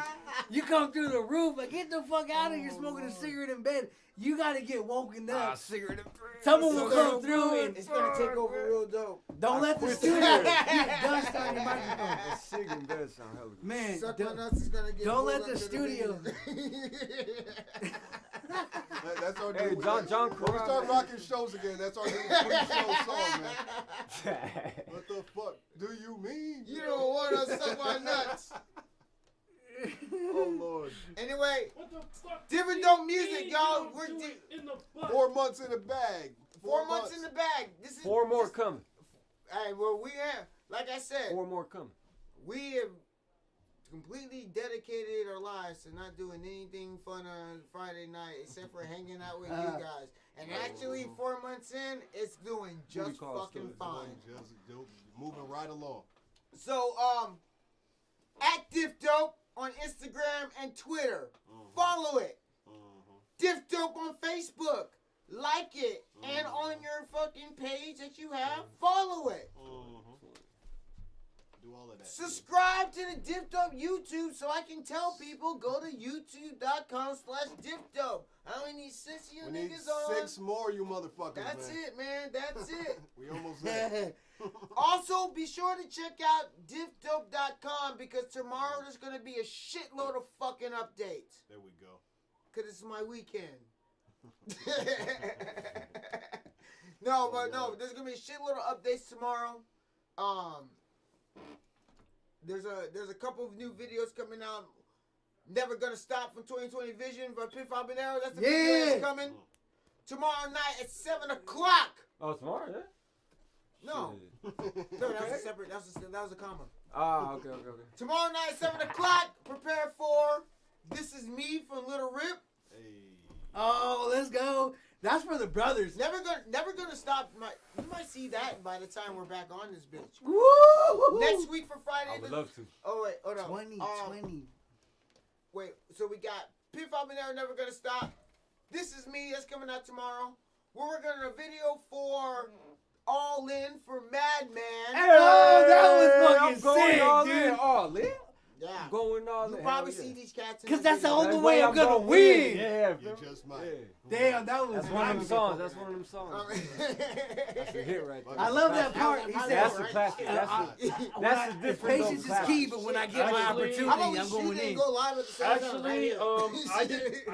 I did not approve any of these guys to be in the video. I'm the star, and I'm what matters. Yes. We crashing this shit. It's okay. They can't see your face. They don't know who's talking. All right. So We crashing that shit. We crashing What up, y'all? What's up, man? And also, There's another 66 Goats video coming out soon. By me and Crease Reese for Revenge Tactics. We also have a new video that's gonna be filmed soon by MXD and Piff Habanero for Both Eyes. The next single. That's hella sick. Hell yeah, we in this motherfucker. We're looking on filming a video for my man right here, Lil Rip, and it's gonna be coming soon as well. This is the first time hearing about it, but I don't know. No, we talked about it last time. Which one? Oh, you talk. Oh shit, yeah, that one's actually a classic. We're bringing back from Inside, Inventing New Styles of Breathing. Yeah, it's one of the title of the songs, Inventing New Styles of Breathing. That's gonna be a quick little cool name. 2 verses. It's gonna be my whole concept of making music. You find that breath of fresh air, you let it go. So You speak about when you're rapping, and you make sure, it matters, and it's parallel to a certain extent. Mainly, people aren't trying to see what kind of face you're making, what kind of tone you're bringing, how you're talking when you're going with something. Because generally, people are actually trying to be positive and follow along with what you're saying. So keep it moving. Yes. Motherfucker, you never make the club in the tub. If you get on the baseball team, Hell yeah. and you're always trying to go. Club in the tub. You're going to go through pain. Club in the tub. Fuck that. Get the fuck out the tub. You want facts? You want facts right here? We ain't in the tub. Get out the tub. If you want to say something, like if someone said happy birthday, that takes a lot to filter. It goes through my brain. It comes from my gut.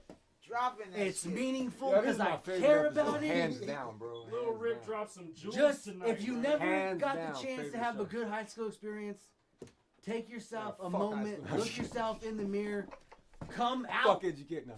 be versatile, like everything. If you talk to somebody, ask them questions. I don't mean you're trying to fucking holler at them. That means like that you're trying to know about them. If you talk to people, if you stop caring about being hard or being Mr. Right, you actually open this really comfortable place. You won't really care about how you look. Right. You won't really care about, $20 or $40, or you won't really figure out like if you have everything going, like spilling mustard on my shirt, being like, oh fuck, yeah, that's a pain.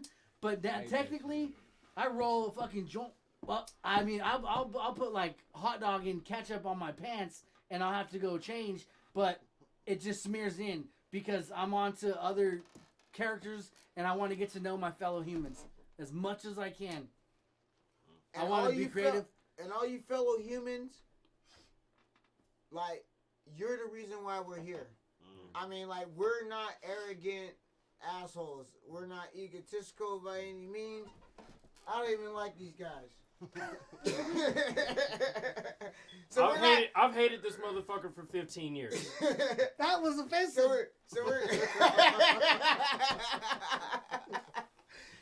We're not just up here like for no fame or for politicking or whatever, just to be active. No, man, we're out here interacting with you. We appreciate you.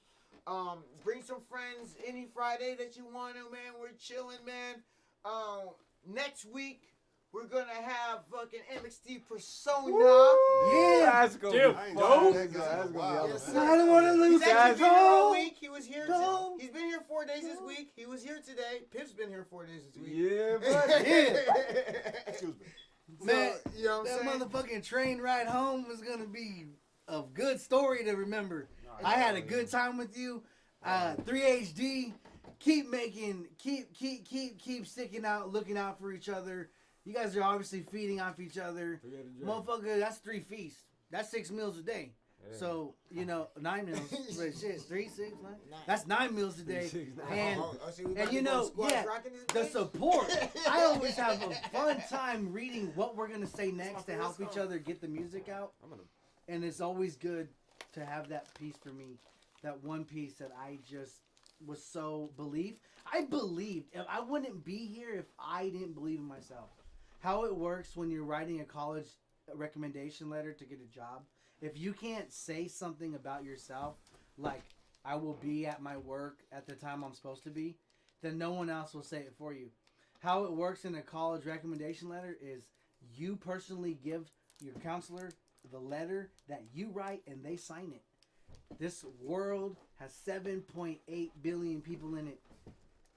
It used to have 6.4 when we were in grammar school. I was gonna say, man, it's grown a lot. There's they told us motherfuckers that want your. It's grown a lot since what they told us when we were kids growing up. There's 1.5 billion more, almost 2 billion more people than 30 years ago. Hey, we out here, we multiplying. Yeah, buddy. Not me. Like flies. Not me. No, not me. Hey, yo, right there, that's realignment, the beauty of the game. Go to Lil Rip, Diff Dope music.bandcamp.com and buy that shit. The other way. No mames. We're always, every week they're looking at me, turning our fingers on. They're over there. It's already there. I got it. What the fuck? I missed it. Oh, you got me faster than Say that. the alphabet. That motherfucker. Say the alphabet backwards. Hey, yo, thank you so much. We're going to cut it at 3:30.